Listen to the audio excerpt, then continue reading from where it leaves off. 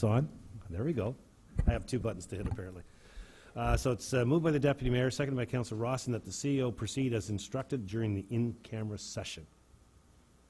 Comments, questions? Seeing none, I'll call for the vote. All in favor? Opposed? That motion is carried.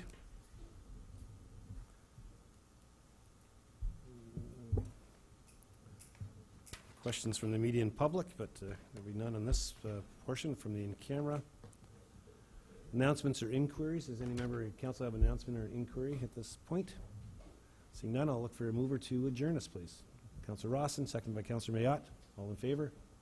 And that is carried. That's adjourned. Okay.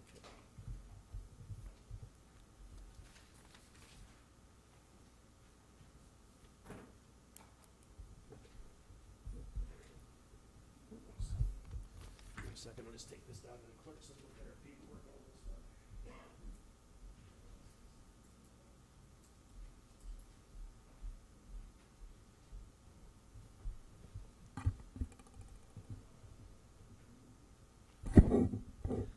All right, good evening, everybody. Thanks for joining us. Our apologies for being a little bit late. We had a special council meeting that occurred just before this session. So welcome, and thank you for joining us tonight. For those who are watching us on live stream, because we are live streamed, thank you for joining us. And those who are going to watch us on Rogers on Monday night, thank you for joining us. So that's getting to be a long thank you these days. Council, can you join me in the council commitment, please? We are grateful for the many gifts which have been bestowed upon Penetanguishene and its citizens, including the gifts of freedom, opportunity, and peace that we enjoy. May we be worthy custodians of all that has been entrusted to us. We ask that all in attendance and those who could not be here to assist us in promoting good government. May our decisions as member of councils be enlightened, and may we all be strengthened in our awareness of our duties and responsibilities. May we be granted the wisdom, knowledge, will, and understanding to preserve the good fortune of the town for the benefit of all and to make good laws and wise decisions. Thank you all for attending.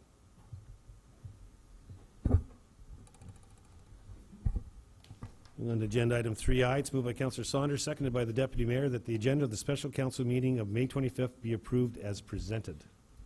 Comments, questions? Seeing none, I'll call for the vote. All in favor? And that is carried. Agenda item number 4, declaration of pecuniary interest. Does any member of council have a pecuniary interest in tonight's council meeting? Seeing none at this time, if you find yourself in that spot as we move along, let us know and we'll address it appropriately.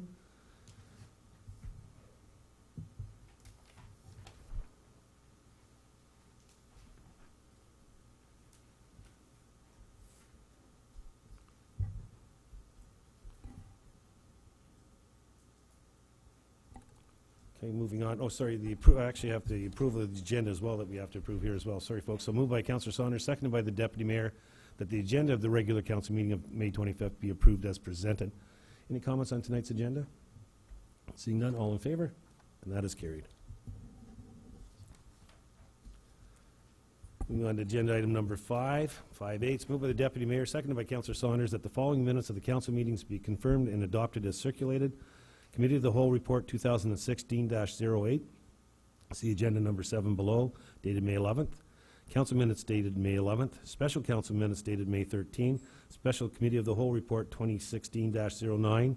See agenda item number 8 below, dated May 18th, 2006. Any comments, errors, or omissions on those minutes? Councillor Rawson, please.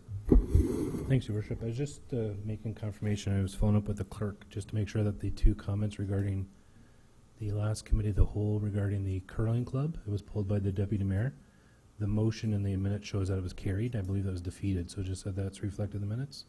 And the other one was about the arena, about the feasibility, Right. about that, if that was reflected in the changes. So I'll look to our clerk to confirm that we've got those both accurately recorded now. Yes, thank you, Councillor Rawson. Based on my review of the minutes, specifically the curling club, that portion of the minutes, when an item is pulled from the Coordinated Section Committee agenda, the discussion is usually, and the vote is usually related to the item being discussed. And at that time, we were sort of flowing, and Deputy Mayor Dubois proposed her new motion, and I think Council was sort of voting on that motion. And so the minutes reflect sort of her discussion, her proposed motion, and that the motion was defeated. The actual motion that was carried was the approval of the items from the Recreation and Culture Services section from that meeting. As for the curling club meeting, Councillor Mike Lauder also sent me that note, and there was an error. It said defeated and carried, so that amendment has been made. Thank you very much for those clarifications. Seeing no other questions on the minutes, I'll call for the vote. All in favor? And their minutes are approved. Agenda item number 6, consent agenda. We don't have any consent items tonight, so moving on to 7A, which is presentation and considerations of reports from our Committee of the Whole. The first one is moved by the Councillor Saunders, second by the Deputy Mayor, that the recommendations contained within Committee of the Whole Report 2016-08 of May 11, 2016, related to Finance and Corporate Services section be approved. Does any member of Council wish to pull any of these items? Seeing none, I'll call for the vote. All in favor?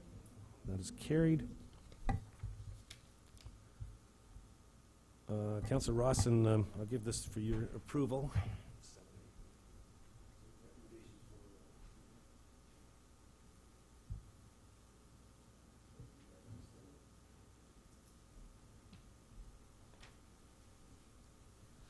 Moved by Councillor Rawson, seconded by Councillor LaRose, that the recommendations contained within Committee of the Whole Report 2016-08 of May 11, 2016, related to the Transportation and Environmental Services section be approved. Does any member of Council wish to pull any of these items for further discussion? Seeing none, I'll call for the vote. All in favor? Those are carried. It's moved by the Deputy Mayor, seconded by Councillor LaRose, that the recommendations contained within the Committee of the Whole Report 2016-08 of May 11, 2016, related to Recreation and Community Services be approved. Does any member of Council wish to pull any of those items? Seeing none, I'll call for the vote. All in favor? And those are carried. Agenda item number 8, presentation and consideration of reports from special committees.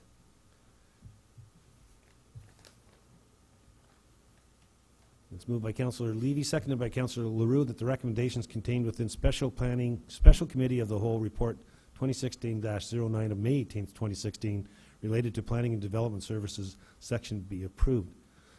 Any of these items to pull for further discussion? Seeing none, I'll call for the vote. All in favor? And those are approved.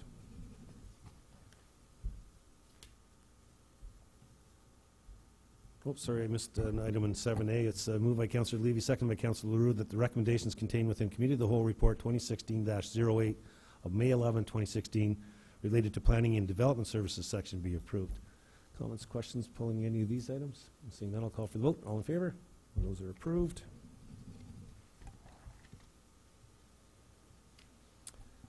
Agenda item number 9, motions of which notice has been previously given. We have none. Number 10, notices of motion. Does any member of council have a notice of motion to bring forward at tonight's meeting? Seeing none, we'll move on to item number 11, consideration of bylaws. It's moved by Councillor Levy, seconded by Councillor LaRue, that bylaw 2016-28 be signed and sealed by the mayor and the clerk. All in favor of that motion? And that is carried.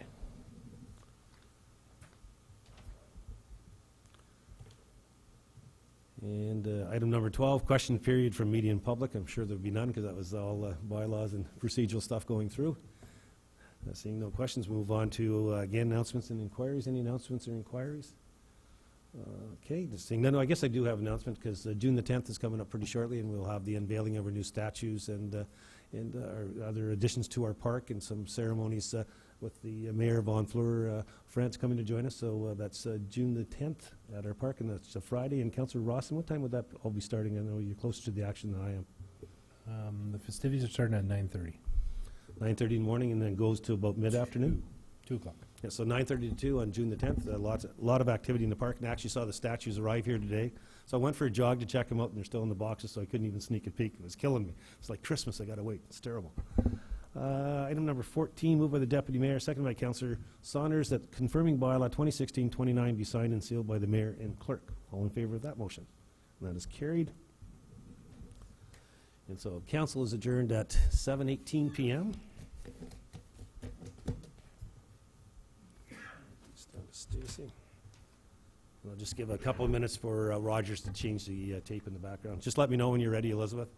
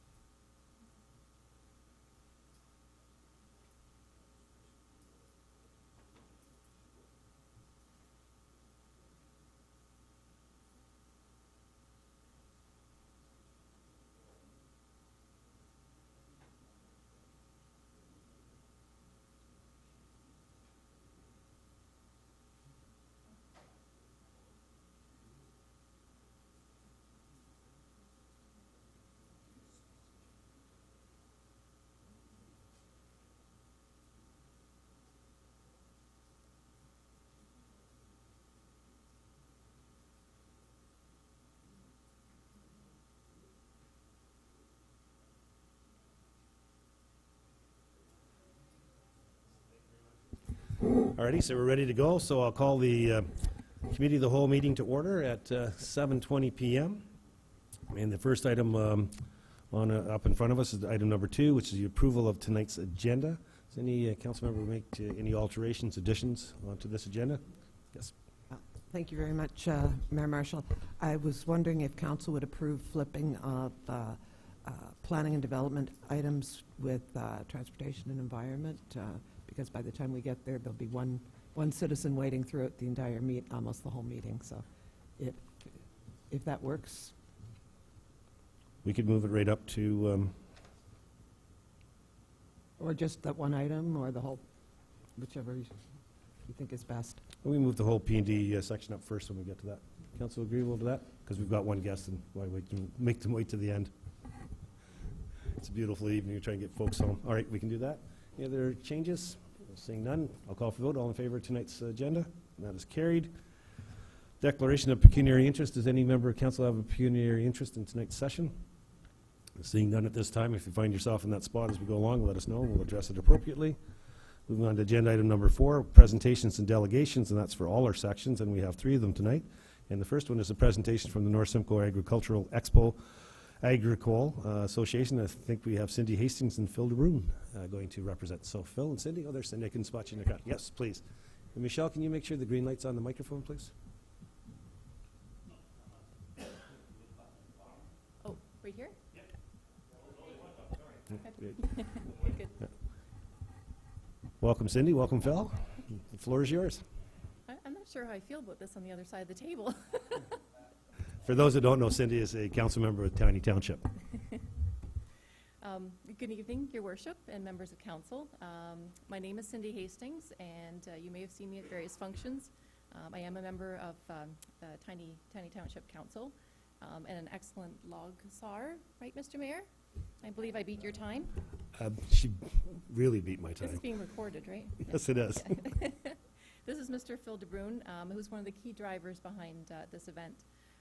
My other co-chair is Pierre Paul Maurice, who some of you may know, who is also the agricultural ambassador for EDCNS, and a farmer himself, which is why he can't be here tonight to present. I think the presentation's, oh, you have it here? Okay. Our goal for this event is to educate the consumer about agriculture and food preparation through fun, interactive displays and sessions. Equally as important is a promotion of our local businesses. Oh, absolutely. That's better. Okay. Thank you. There will be opportunities for attendees to learn about what is available in our area and purchase local produce and food products. To celebrate our local heritage, we will host an Indigenous youth concert and Three Sisters Feast. We have also incorporated a way to give back to our local charities through our Farm to Plate themed dinners. So the event starts on Thursday, August 17th, 2017, so we're well ahead of the game, with opening ceremonies followed by 2 100-mile dinners. Here's the opportunity to showcase local talent and products while giving back to our communities. The beneficiaries of these dinners will be determined shortly. We have a very large tent to accommodate a lot of people, and we expect there'll be no problem selling out these 2 dinners. The show itself starts the next morning at 8 a.m. We have all kinds of food vendors, crop plots, agricultural displays, demonstrations, and many opportunity for food experiences. Everything from growing your own food to food preparation and culinary skills. At 4 p.m., there will be an Indigenous youth concert followed by a Three Sisters Feast. So proceeds from this dinner go specifically to youth scholarships.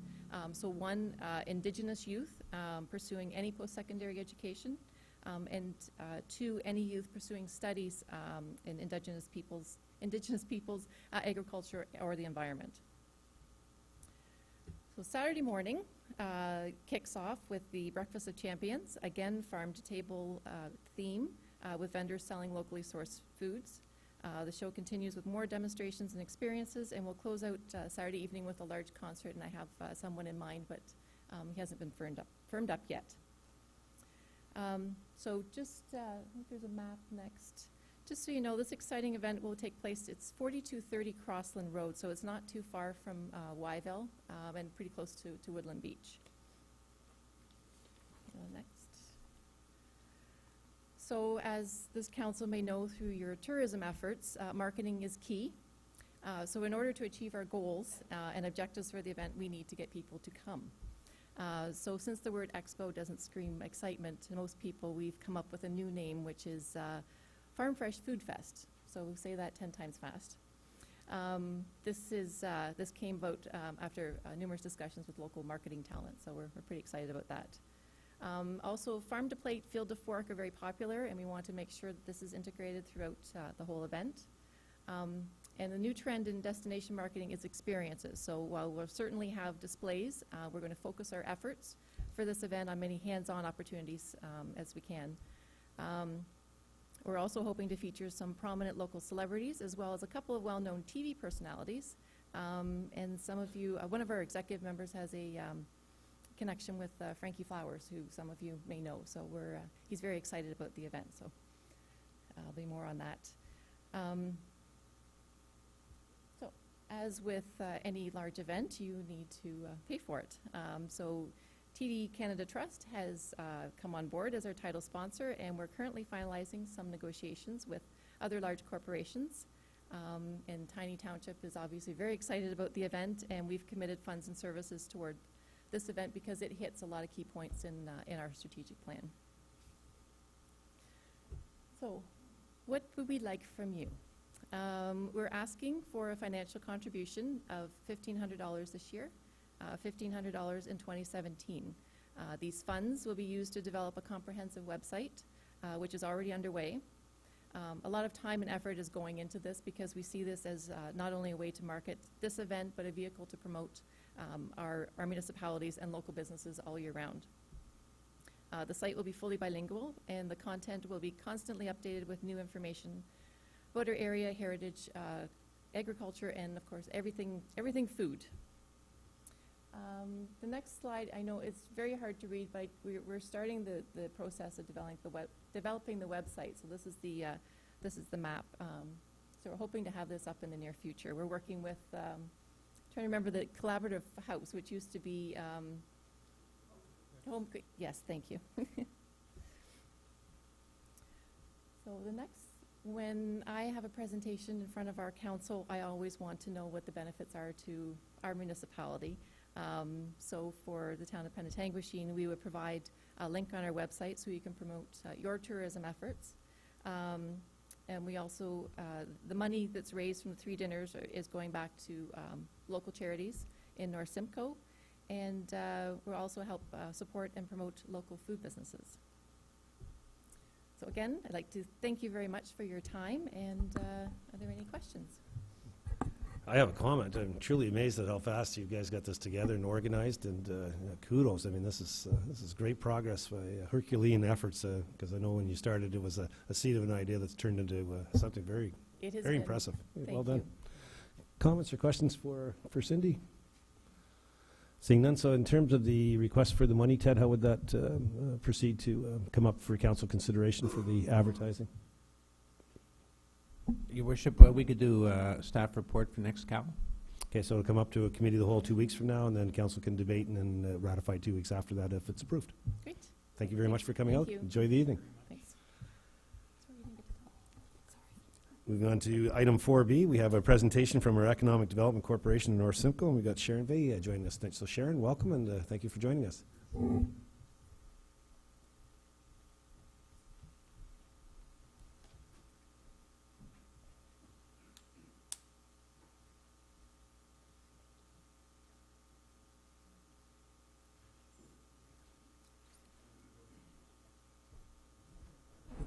Just Stace, there's nothing popping up on our second screen.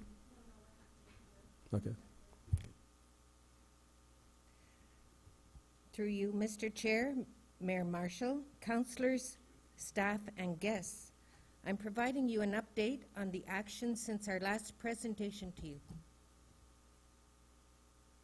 Key components are the investment attraction plan and progress toward driving investment and expansion. I will preview our marketing piece, the advanced manufacturing sector community profile.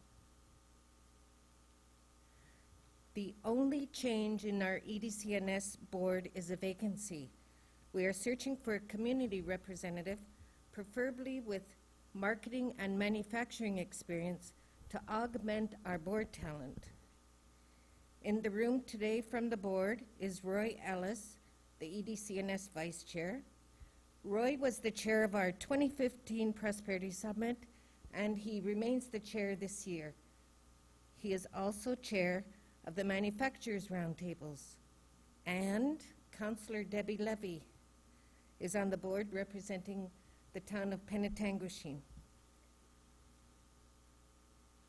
Our focus remains the same: the investment pipeline, marketing and communications, our inventory of industrial, commercial, and institutional sites for business investment. Our center of attention is achieving these 10 goals in 2016. The legend shows measures against progress, which were presented to you 6 months ago. Green is on track and on time, yellow is on track and behind schedule, and red is a setback. There are greens and some yellows, but no reds. Although there are some yellows, we are only a bit behind, and we are pleased with the progress. We have alignment with the county and the municipalities. The profile was restructured to a 4-page advanced manufacturing sector community profile, as manufacturing is our focus this year. You will see a preview of the profile today. We created an investment attraction plan, and it was vetted by our local manufacturers. The work plan will be presented on the next slide. 700 manufacturers are being canvassed. We are filling the pipeline to execute our investment attraction plan. I regularly communicate with the municipal planning directors to update the inventory, respond to requests for information on sites, and to support information requests from the county for their database. Our newest board member, Lois Lipton, is running with Goal 6 to transform brokers into our sales force. There are 2 line items on Prosperity Summit 2016, accelerating advanced manufacturing growth. The summit will be presented later on a dedicated slide. The preceding goals all lead to investment, which is targeted at 1 business in 2016 and 1 in 2017. Phil DeBrun and Councillor Cindy Hastings just presented the Agricultural Expo Agricole Association. As Cindy mentioned, our board member Paul Maurice is co-chair, and I am an advisor and will administer the Canada Summer Student Jobs Program, which we were awarded funding for this month. The executive assistant, Ms. Robitaille, is in the room, and she'll work out of the town of Penetanguishene. The event expects 15 to 20,000 visitors. The action plan is the roadmap toward achieving business investment and measuring progress. In step 1, a strong value proposition to engage businesses to invest in North Simcoe is necessary. All 8 steps are interrelated and ongoing now. They are required for us to implement, monitor, evaluate, and adjust. We have developed a consultative and collaborative approach with our 4 key partners. Simcoe County is partnering with us on the Prosperity Summit and has developed a strong skilled trades committee through our manufacturing roundtables. We have held 2 roundtables in February and May with local manufacturers who represent 2,600 jobs. The next roundtable is scheduled September 20th. North Simcoe manufacturers vetted our investment attraction plan at the May 4th roundtable. We brought a senior vice president from Canadian Manufacturers and Exporters to discuss their Industry 2030 roadmap. This is a national strategy to double Canadian manufacturing jobs by 2030. EDCNS will be promoted as a partner with CME when they present it to the federal government in Ottawa in October, giving a voice to North Simcoe by referencing input from our local manufacturers. We are seeking referrals from the manufacturers to businesses that support their supply chains. Our partnership with the municipalities includes funding, investment-ready site inventory, and business-friendly policies. Industrial, commercial, and institutional brokers are partners in our sales funnel. Our investment and expansion actions have been responsive and proactive. We have issued 10 responses to requests for information that were funneled through the county to the province. And as I mentioned earlier, we are canvassing over 700 manufacturers, which will be narrowed down to a prospect list and further qualified as our investment targets. This is a results-oriented tactic to create new business and new investment. 2015 was the launch of EDCNS, and the Prosperity Summit was open to everyone in our 4 pillars.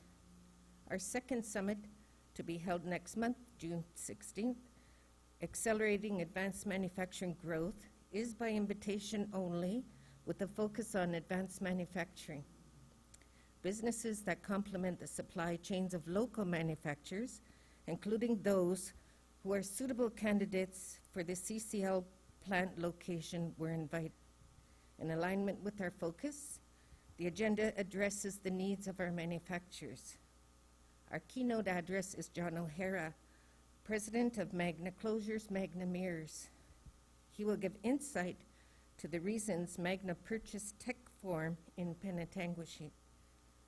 Funding for Growth brings 2 organizations that focus on funding manufacturers, specifically Canadian Manufacturers and Exporters and the Eve Laundry Foundation. Ian Howcroft is Vice President of Canadian Manufacturers and Exporters and will give an overview of the SMART funding program. Deborah Overes of the Eve Laundry Foundation manages the AIM Innovative Program.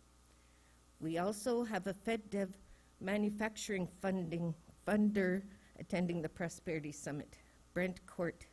He's General Manager of Investing in Business Growth and Productivity Initiative. Our manufacturers in North Simcoe secured $850,000 through this program this year. A funding announcement was released yesterday by FedDev, Phase 2 of the 150 Community Infrastructure Program, an infrastructure fund of $44 million for Southern Ontario. As Penetanguishene has plans for 2017 and the local airport is also eligible, looking at submitting an application is timely. Our local manufacturer, Chris Edwards, CEO of Weber Manufacturing Technologies, will present with the county the actions the Skilled Trades Committee has taken to advance the trades in North Simcoe. Led by our Director, Louis Lipton, Industrial, Commercial and Institutional brokers will be on hand to provide feedback on North Simcoe as a location for investment. Throughout 2016, follow-up will be made with interested manufacturers who were contacted for the Prosperity Summit, which are businesses that have been targeted as suitable candidates for our 2 industrial sites that are for sale, CCL and Pillsbury. We will strengthen their interest to create investment. I will now give you a preview of our advanced manufacturing sector community profile, a 4-page foldout. We just received authorization for some photographs through Roy's contacts this week, so it can now be released. The cover shows manufacturing against the backdrop of Georgian Bay. Our municipal partners are listed on the cover. On page 3, Page 2 illustrates some of our more well-known manufacturers and their innovations. Dan Williams of Industrial Filter Manufacturing is represented. Dan was featured in our 2015 film, Accelerating Growth in North Simcoe. Page 3 shows transportation and logistics, access to markets, access to education, and the workforce. Page 4, the back cover is the community profile, and we are very grateful to Carl Breeden of Georgian Village in Penetanguishene for supplying most of these beautiful photographs. The reason to live, work, and play in North Simcoe, the heart of Georgian Bay. The annual general meeting will be held June 9th in the EDCNS boardroom. The board director election is on the agenda. We are currently seeking a director, preferably with marketing and manufacturing experience. And the AGM is open to all in the community. If you would like to attend, please visit the website to register by May 31st so we can select an alternative location if necessary. To summarize, we continue to need the active participation of the municipalities to steer our course. EDCNS is just in the second year, and 2020 is only a milestone. You had a glimpse of our action plan, our investment progress, investment attraction plan, and our largest marketing piece since the website. I am pleased to open the floor to your comments or questions. Thank you very much, Sharon. Any comments or questions for Sharon on the EDCNS? You had a healthy discussion last week on last council meeting EDCNS, so on the funding. So, Sharon, thank you for your presentation tonight. Oh, Debbie, please. I just wanted to say thank you very much, Sharon, and congratulations to you and Roy for putting this presentation together. There are things that I saw today that we were just talking about last Thursday. So kudos to you guys for pulling it all together. Thank you. Thank you, Councillor Levy. Good. Thank you so much, Sharon. Thank you. Thanks, Roy. Agenda item number 4C, we've got deputation from Jeff Sinclair regarding Aquapalooza. I'm not even going to say that twice. Jeff, welcome.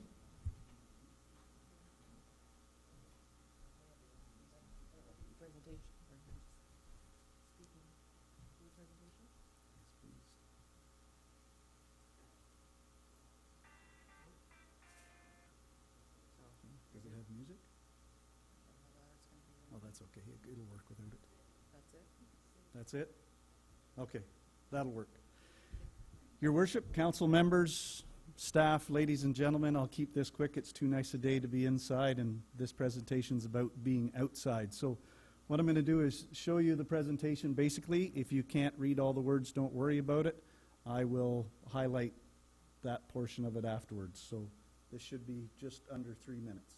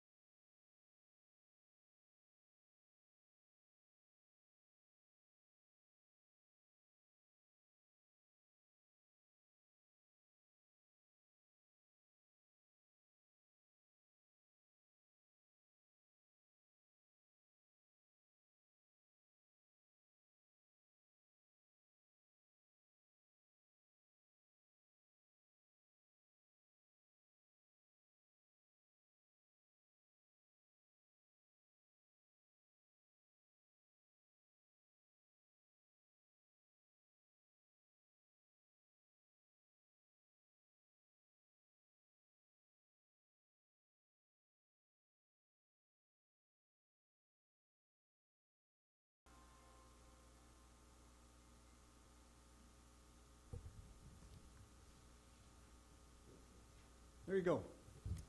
That's the presentation. I was told to keep it under 10 minutes.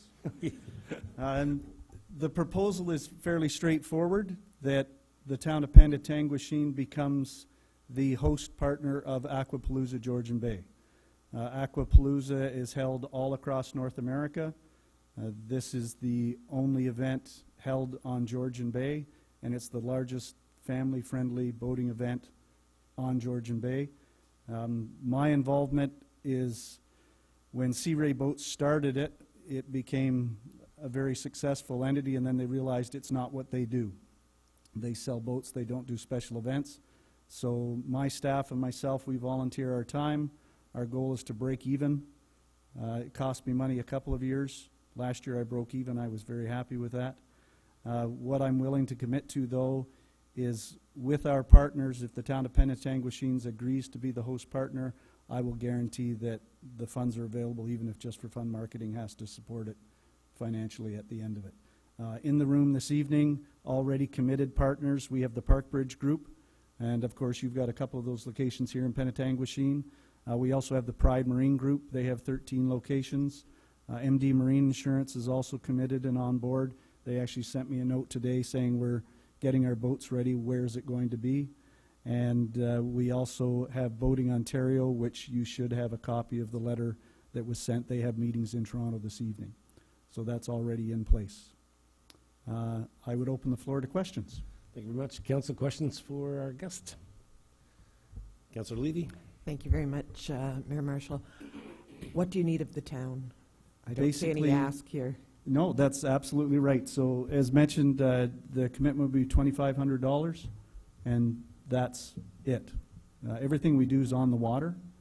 My suggestion for year one is we don't do anything other than what we've always done, and then look at the event afterwards with our partners, especially yourselves, and go, you know, what did we do well? What can we do better? How can we make this the best experience possible? The one thing the town of Penetanguishene, I was down at the water before I came here. Your new park is magnificent. Kudos. I've been doing this for 27 years and been on the water, and my memory of the waterfront in Penetang is nothing like what it is right now. So that alone, we draw between 3,000 and 5,000 people. The economics are pretty straightforward to it. It'll easily bring in $100,000 to the community, if not more. And the future, because of your land access, the one thing I could never do, I could never get to Aquapalooza on my bike before, but you know, I was out for a ride today. I said I could ride to Penetang and go to Aquapalooza. That's kind of cool. And a second question would be staff-wise. How many? I'm concerned about whether we have enough staff to work with you and your people. What kind of team have you got? I have about 20 volunteers, plus we have all of our partners, so we have all the resources of the Park Bridge Group, the Pride Marine Group. All of them kick in and help with this, and they all volunteer their time, and it's all on the water. So what happens the morning of, you'll see a barge come in. The vision is to park it down on the Beacon Bay side of the beach, and it would face across the beach towards your beautiful new dock and your monuments out there. And the band sets up. They start playing at noon. They're done at 4, and we pull out and we're gone by 5. You'll see the boats from Park Bridge. They come in to do a display as well of boats they have for sale for other boats to look at. They all come in. We cordon off an area that is boat-free, and basically we create a dance floor in the water that people can walk in. So. Thank you very much. Okay, that was the one thing that's nice is realistically, we can do this. You know, if you say yes, we've got it covered. Deputy Mayor, please. Thank you, Your Worship. Thank you. Jeff, this event has taken place where in prior years? We started, the first one we did was at Big Chief Island in Aurelia, and then we ran it at Beckwith Island, and then we ran it at Giant's Tomb, and for the past 5 years we've done it in Papoose Bay, which is on the southeast corner of Beausoleil Island. Marisa, I can say that I've attended this event a couple of times, and it is quite amazing to see the number of people that actually come, and very much family-oriented as well. So I'm sure we'll have the discussion here about the dollar figure, but I'm hoping council will support it. Councillor LaRue, please. Jeff, what was the suggested date again? It's July 16th. It's always the third Saturday in July. You do have one other event that weekend. It's a fishing tournament that's on, a bass one. We don't interfere. They launch at the launch ramp before we start, and they finish after we're done and gone. Council, any other questions for Jeff? Councillor LaRose, please.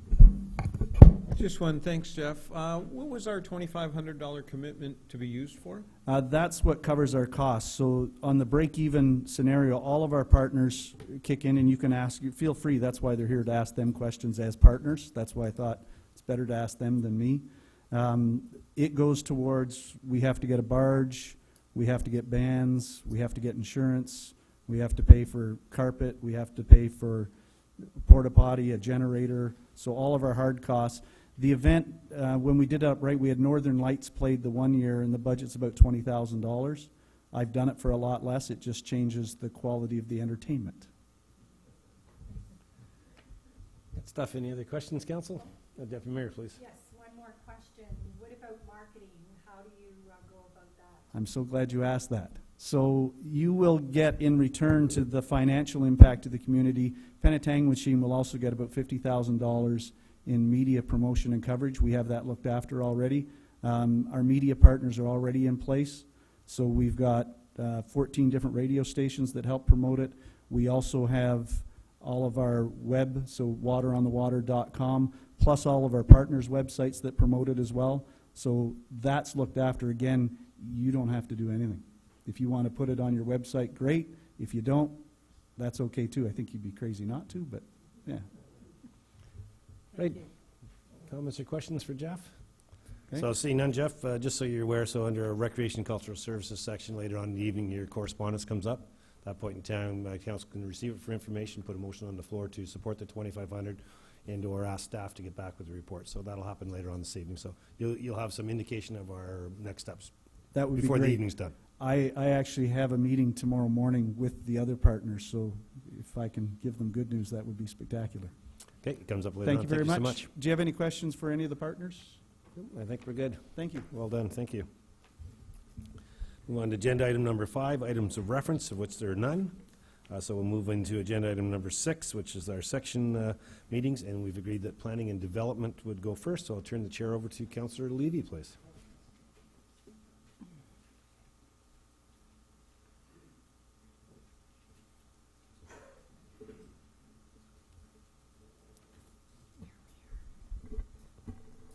Thank you very much, Mayor Marshall. I was so taken with the enthusiasm of that group that I kind of gapped on the rest of the agenda.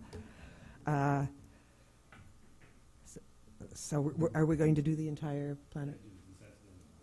Okay, consent agenda. Recommended action that the following consent agenda items, having been given due consideration, be received for information. Huronia Animal Control Report, April 2016. Sustainable Severn Sound Steering Committee minutes dated March 3rd, 2016. Sustainable Severn Sound First Quarter Project Update, and the Downtown Improvement Committee meeting minutes dated April 6, 2016. Moved by Doug Rossin. Councillor Rossin, sorry. I actually wanted to pull the Downtown Improvement Committee minutes and talk about that for a second after you're done the consent. Alrighty, so that gets discussed later. Are you moving it? Okay, moved by Councillor LaRue, seconded by Mayor Marshall. All in favor? And carried. Thank you very much. Mayor Marshall, where shall we do the downtown? Yeah, you move to Okay. downtown, you ask Councillor Rawson to table the topic. Good? So my question's likely for the director, but I'll direct it to the CEO, and you can deflect it to our director if he wants. During the Downtown Improvement Committee minutes, there's comments there about the facade improvement program and about the survey. So my question's about the survey, about the downtown improvement, the facade program. And then second is about, it talks about there's no recommendation going to council, and I know it's been on referrals about the facade improvement. Rejig has come back to council. I haven't seen it. I'm just wondering where we're at with that, because we talked about the budget time. We said we'd relook at that, and I'm just wondering where we're at. Because I look there, those minutes, sounds like there's nothing coming forward, so I just looking a little clarification on that facade program. Through you, Councillor, or through you, Councillor Levy, to Councillor Rawson. So we did release the survey back in, I believe it was March, and we had a very good turnout to that. I'm just pulling up the numbers, but I think it's somewhere in the range of 80 to 90 respondents to the proposed changes to the facade improvement program. That has been reviewed in draft to the Downtown Improvement Committee, and intent is to bring it back to Council with the proposed changes. There's two things that I'm still looking at doing with that, and one of them was reaching out again to the community just to make sure everyone was on board with that. I haven't done that as of yet, just through regular communications with the downtown merchants to make sure they're all aware of the proposed changes. And the second one is the committee's also been looking at a how do I say this, a different type of program that would help during the Main Street reconstruction. And so I was hoping to bring those two items together so that council could get a fulsome picture of what facade improvement program changes would look like and what other possible programs council could consider that would be a benefit to the downtown merchants, specifically during the Main Street reconstruction period. A little follow-up, council? So when would we expect to see that? Because I'm hearing two things. I know at budget time we talked lots about this, and I heard there was an appetite to look at the program. I read the first draft at the Downtown Improvement Committee 3 months ago, and I saw more money, more narrowing of the rules, but more money going to it, which I would like to look at sooner than later. And now I'm hearing another version of the program about rejigging it for the construction next year. So I'm just wondering, when are we going to see that? Because I don't know if everybody here supports that, and I'm just wondering if we should have dialogue before we do too much time, energy, and effort. Through you, Councillor Levy, to Councillor Rawson. I was bringing that report shortly. I would think by sometime in June, I would have that report. Councillor LaRose? Thank you. I'm just wondering here if we're going to get caught in the same problem that we've been having lately with the cart before the horse. We're going out and you know, I understand getting some advice and some stuff, but we should be starting in the beginning to see if there's an appetite to even have this program, if there's a budget for this program, that type of stuff. So before we get too many people involved in it, I would rather see it come here before it goes anywhere else.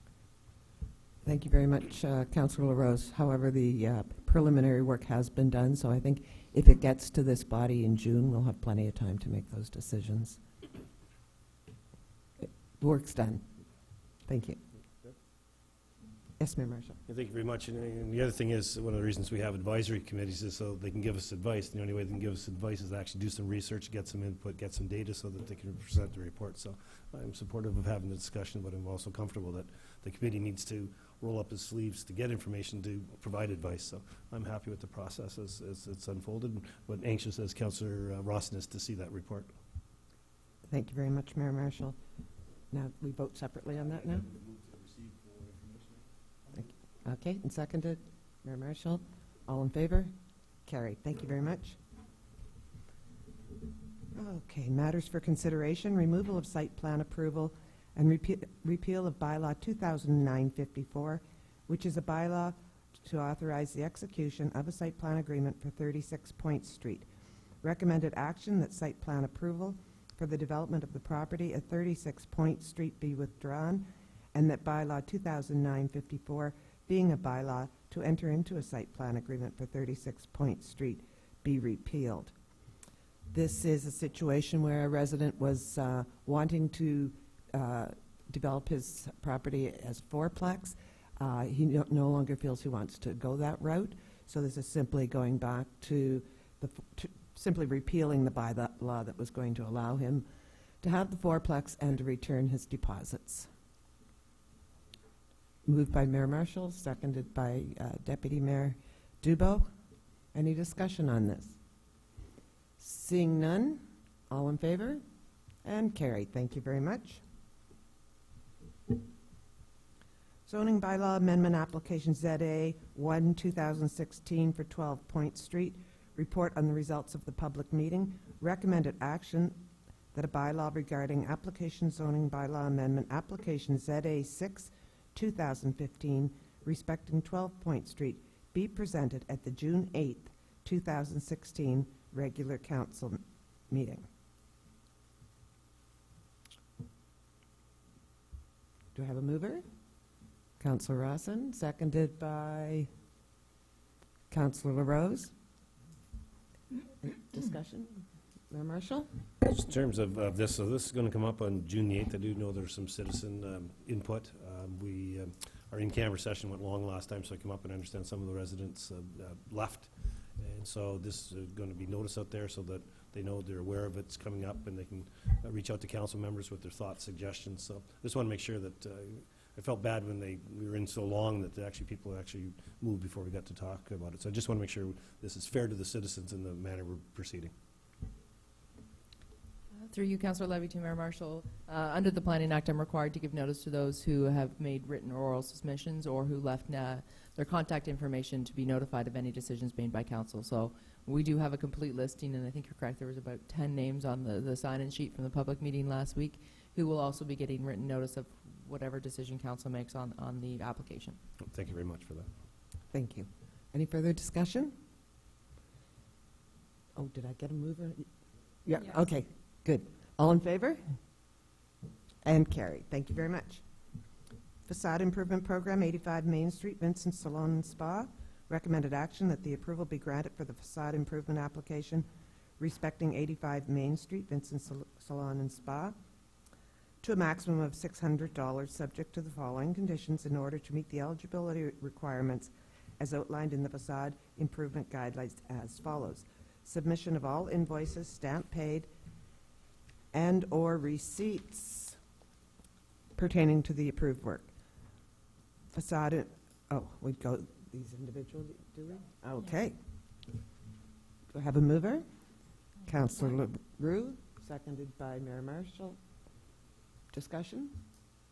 Councillor LaRose. Thank you very much, Madam Chair. As everyone here is aware, I will be voting no on this. I've always voted no, and I encourage you all to vote no. It is a very discriminatory program. It singles out a very few people and some absolutely large corporations and treats them very differently than we would anybody else in our municipality. So besides being just a bad program, it's a very bad idea. Thank you very much for your comments. Further discussion? Deputy Mayor Dubo. Well, I disagree with Councillor LaRose, as everyone knows, sitting at the table. I think it's a great program, and it is a bit of help to the businesses of our Main Street to brighten the front of their establishment. So I think it goes a long way, and certainly will support the motion that's before us. Thank you very much, Mayor Dubo. Any further discussion? Seeing none, I'll call for the vote. All those in favor? Opposed? Thank you very much. That's carried.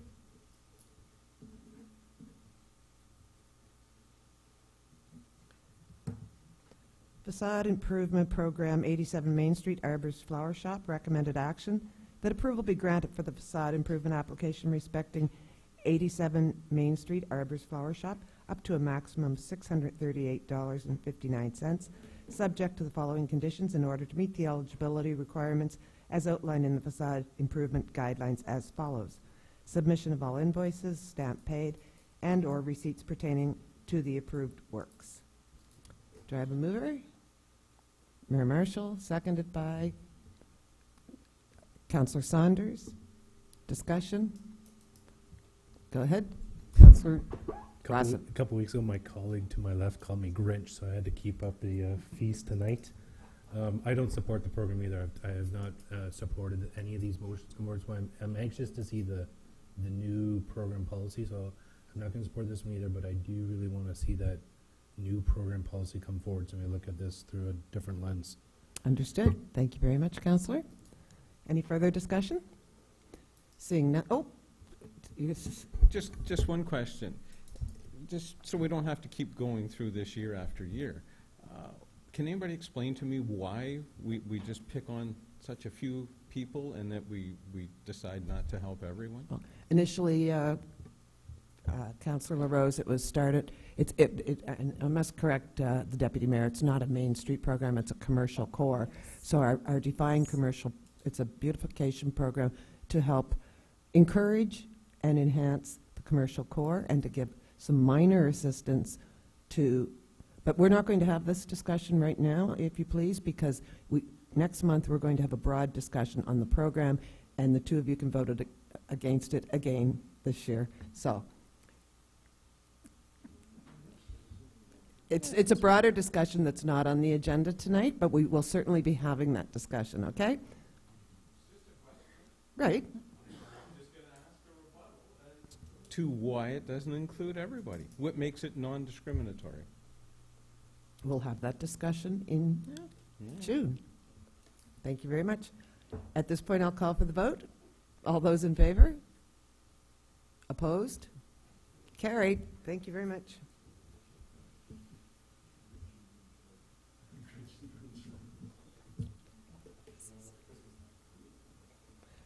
Thank you very much. Correspondence from the residents of 1400 Sandy Bay Road, repayment of parkland dedication fee. Recommended action that council receive the correspondence for discussion. Andrea, would you like to take?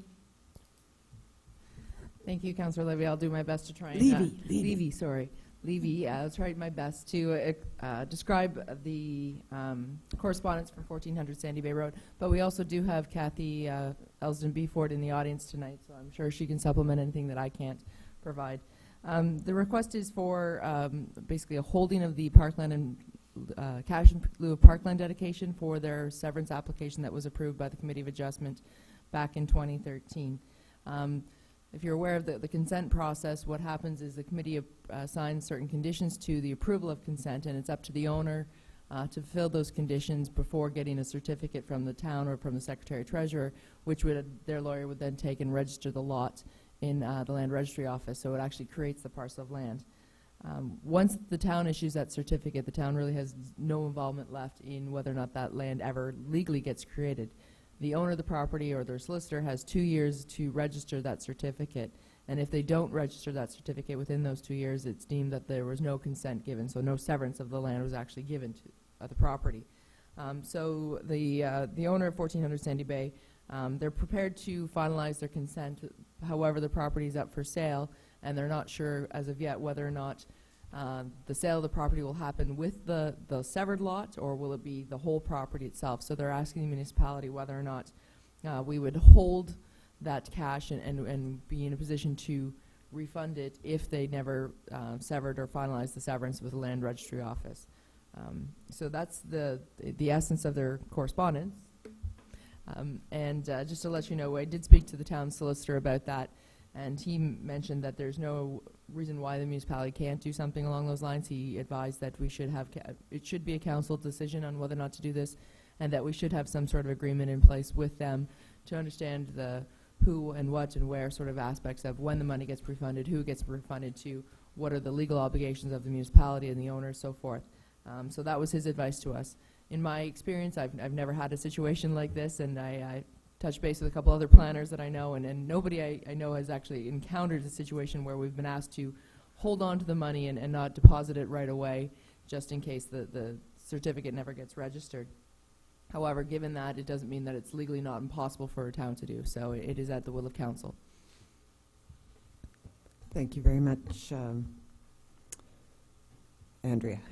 I wasn't forgetting your name. I was thinking of where I'm going next.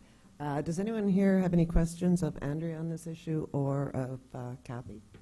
Mayor Marshall. So I have seems like a reasonable opportunity for both parties, right? So this seems like a reasonable solution to obviously a little more complex property sale. So I'm just looking at our treasurer in terms of, so we'd take the money in, we'd store it in the piggy bank, and then if it didn't go one way, we'd give the money back. Otherwise, we'd deposit it. So is there any accounting or treasury issues that would cause you concern? I get that we got the legal opinion, we can do it. From a financial perspective, accounting policy perspective, we would be fine. Sorry, the microphone.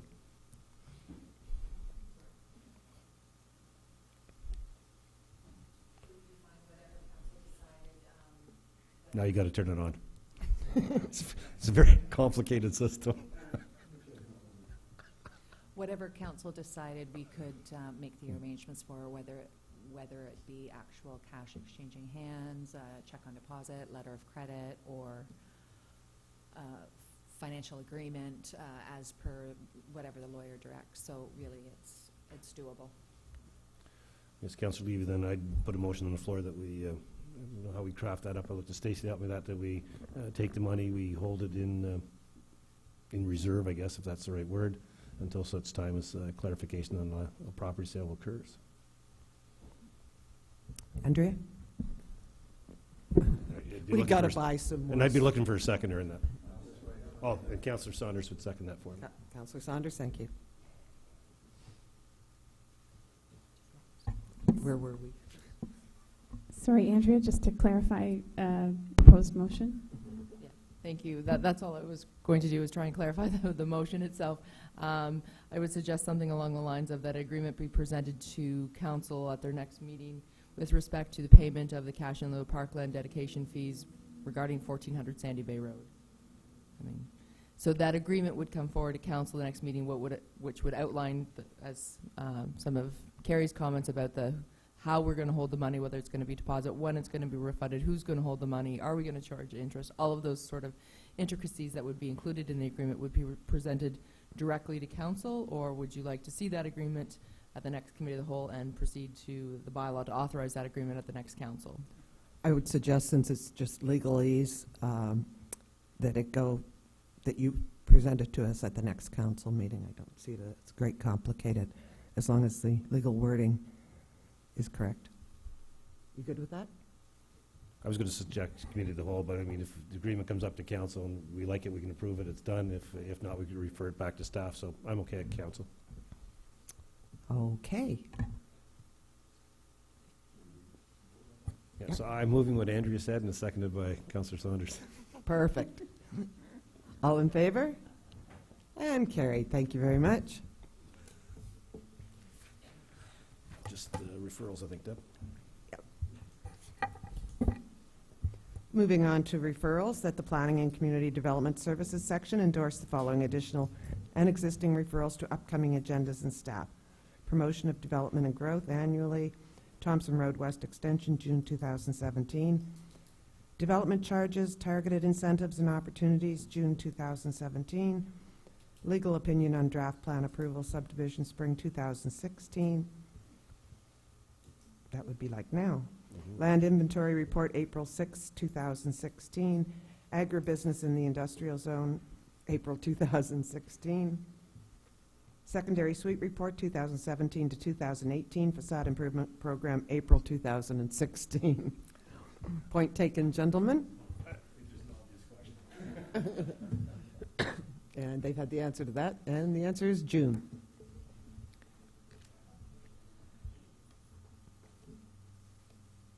Anything to be added or removed from the future agenda item? No. Moving on then. Oh, do we vote on? Yes. Okay. Mover, Councillor Rawson, seconder, Councillor LaRose. All in favor? And carried. Thank you very much. Question period from public and media. Ian? No? Okay. Thank you very much. Thank you very much, Councillor Levy. Move on to Transportation and Environmental Services section, and we'll turn the chair over to Councillor Rawson, please. The Deputy Mayor, sorry. Yes, if I may, Your Worship. We have residents who are sitting in the audience, and I wonder, after the consent agenda, if we could deal with number 2 before we deal with the others, if that's possible. I'm okay if council's okay. I think item 1 will take us 40 seconds, but... Well, consent agenda, it's recommended that the following consent agenda items, having been given due consideration, be received for information. It corresponds from Power Stream regarding the microgrid energy project with save the date. That's included as a consent agenda item. Mover, Mayor Marshall, second by Councillor LaRue. No one wants to remove that? Okay. All in favor? That is carried. B is matters for consideration, so we're going to jump over 1 and we'll move to 2. It's regarding the intersection of Champlain Road and Beechcroft Road. It's recommended that council approve the installation of speed reduction and road advisory signage at the intersection of Beechcroft Road and Champlain Road, and that tree clearing and vegetation removal be completed at the southeast corner of the intersection to improve motorist sightlines, pending property owner approval, and that a follow-up report be presented to council after implementation. A mover? Moved by Councillor Saunders, second. Councillor LaRue. Discussion. And I'm going to see if, Brian, if you mind giving us just a little summary on this for us, please, and then we'll open for some council discussion and the public. Thank you, Mr. Chair. I was contacted by a member of, actually a resident of Champlain Road in the vicinity of Beechcroft Road and Champlain Road. The resident spoke to me about his concerns regarding the speed in which traffic was traveling through this intersection, and commented on some of the incidents and near misses that had happened in this area in recent memory. I proceeded to coordinate a meeting with the OPP and Municipal Bylaw Enforcement Officer to meet on site and to discuss possible solutions to some of the safety concerns that were raised by this resident. I've attached to the report a number of written correspondence that I've received from residents in this area, and those have been attached to the report for information. The OPP also completed a focused spot speed survey at this location about a week and a half to 2 weeks ago. The results of that survey are also presented in the report. The OPP also was asked to provide a summary of the collision statistics for this location for the past 3 years, starting from 2015.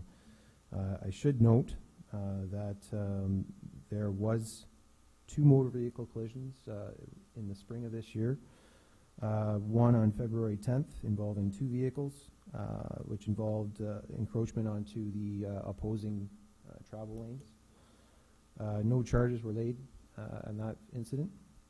There was another incident on April 20th involving a single vehicle who struck a pole in this location. Again, no charges were laid. So based on the consultation from the OPP and the Municipal Bylaw Enforcement Officer and the collision and this focus speed survey statistics that has been gathered to date, based on my review of the information presented so far, it's my recommendation that Council recommend the installation of curve ahead signage and speed reduction advisory signage at this location, both the north and west approaches to the intersection. Also the removal of trees and vegetation at the southwest corner to improve sight lines at this location, as there are several driveways at this location that are located in close proximity to the corner.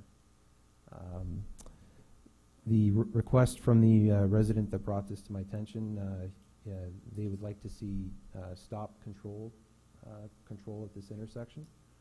I'm not recommending that at this time. I'd like to see the interim measures as a first step be implemented at this time, so as to allow us to see how the safety and the speed reduction is after those are installed. Complete follow-up speed surveys from the OPP, and present another report to Council based on those findings. And pending those findings, there would be either further recommendations at that time, or there would be no action at that time. Thanks, Brian. Deputy Mayor. Thank you, Mr. Chair. Brian, did you discuss the stop sign with the OPP? Yes. And their recommendation was they didn't feel that that was necessary, or what was? They felt that that was a little much in terms of going to that extent initially. They did recommend a more preliminary approach, either through speed reduction through this area, installation of existing or additional signage to inform motorists in this area of the sharp curve. And if I may, one more question. The speed reduction will be? It would be an advisory signage, so it would be a yellow advisory sign or a warning sign indicating to traffic entering the curve to reduce their speed. I'm suggesting 40 kilometers an hour based on the existing speed limit. Thanks, Brian. Mayor Marshall. Thank you. Yeah, Brian, so you mentioned that the OPP thought it was a little much to put a stop sign in, but I guess my question would be, what's wrong with going with a little much? So what's the downside of putting a stop sign in? Because of the, I guess the volume of traffic that this section or Champlain Road in general sees seasonally, it would be the installation of stop signage is usually for traffic control, not for speed reduction. So it would have an impact in terms of the actual capacity of Champlain Road in terms of conveying traffic. It is a collector road, classified as a collector road in our road system. It is a key linkage between Tiny Township and Town of Penetanguishene, so it would have an impact in terms of traffic flow in this area. Follow up? Any other members have any comments? Gentlemen, if you have a question, I'll get you to come to the podium and you can. Yep.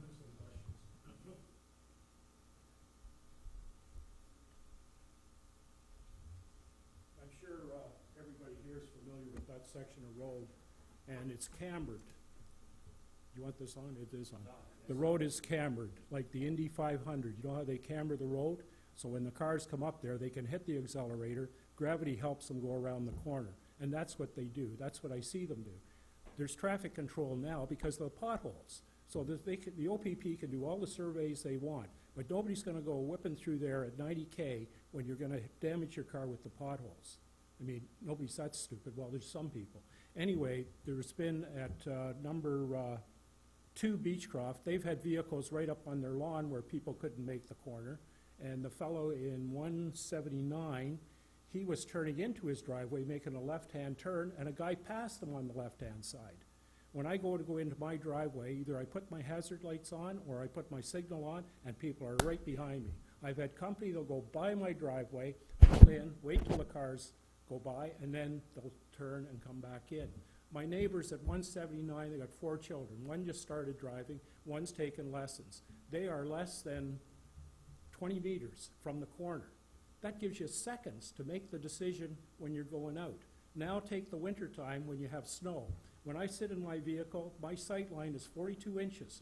There's a lot of snow that gets plowed on there because the radius of the road to what the area that they can plow the snow is small. So the banks go up. I can't see out. What else? I had a few other notes here. Oh, the signage. I asked maybe 5 years ago for a sign to be up, installed, hidden driveways. I was told by the Works Department it wouldn't work, but they agreed to put it up. They're right, it didn't work. Didn't do anything. Signs aren't going to work either. They don't work at the 400 where it says 100 clicks. People are doing 140. People don't care. You've got cottagers that have spent a lot of time on the 400. They want to get to their cottages. And the traffic volume has increased since I've lived there. People are now staying in their cottages all the time, or they've become a permanent resident. It's dangerous. It's dangerous for me, and it's dangerous for my wife. Maybe people don't like a stop sign. I don't. I don't care if they come to a creeping stop, but at least give me a chance to get out of my driveway. It's dangerous, and to implement this and then say, we're going to check and see, what would that be? An accident, somebody killed, and now you're putting cyclist lanes. They're going to come around the corner. They're going to be like bowling pins when the cars come whipping around. They've already, the OPP who did the survey, in the last newspaper, it reads, be careful near bike lanes. OPP warns Fuller Avenue motorists. How are you going to warn the people coming out of Toronto? Put an ad in the Star or something? It's not going to work. And now there's another article in today's Mirror, in the editorial, where a cyclist complaining about people parking in the bike lane or using the bike line to pass. It's a dangerous area. Probably the most dangerous area in Penetang. And to put up some signs and do this and do that, it's not going to work. And I want the town to reconsider, because I don't want to see my family in danger. I don't want to see my neighbors, and I don't want to see the 4 little children next to me that are taking their driver's license in the next few years to get hit because of a stop sign. If it's a matter of money, I'll donate the money for the sign. Thank you very much. Thanks for your comments. Any member of council have any other final comments? I guess Deputy Mayor.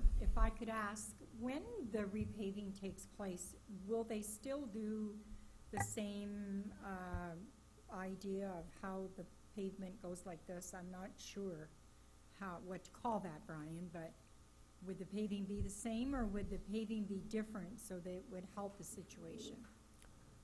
Thank you. Through Councillor Rawson to the Deputy Mayor.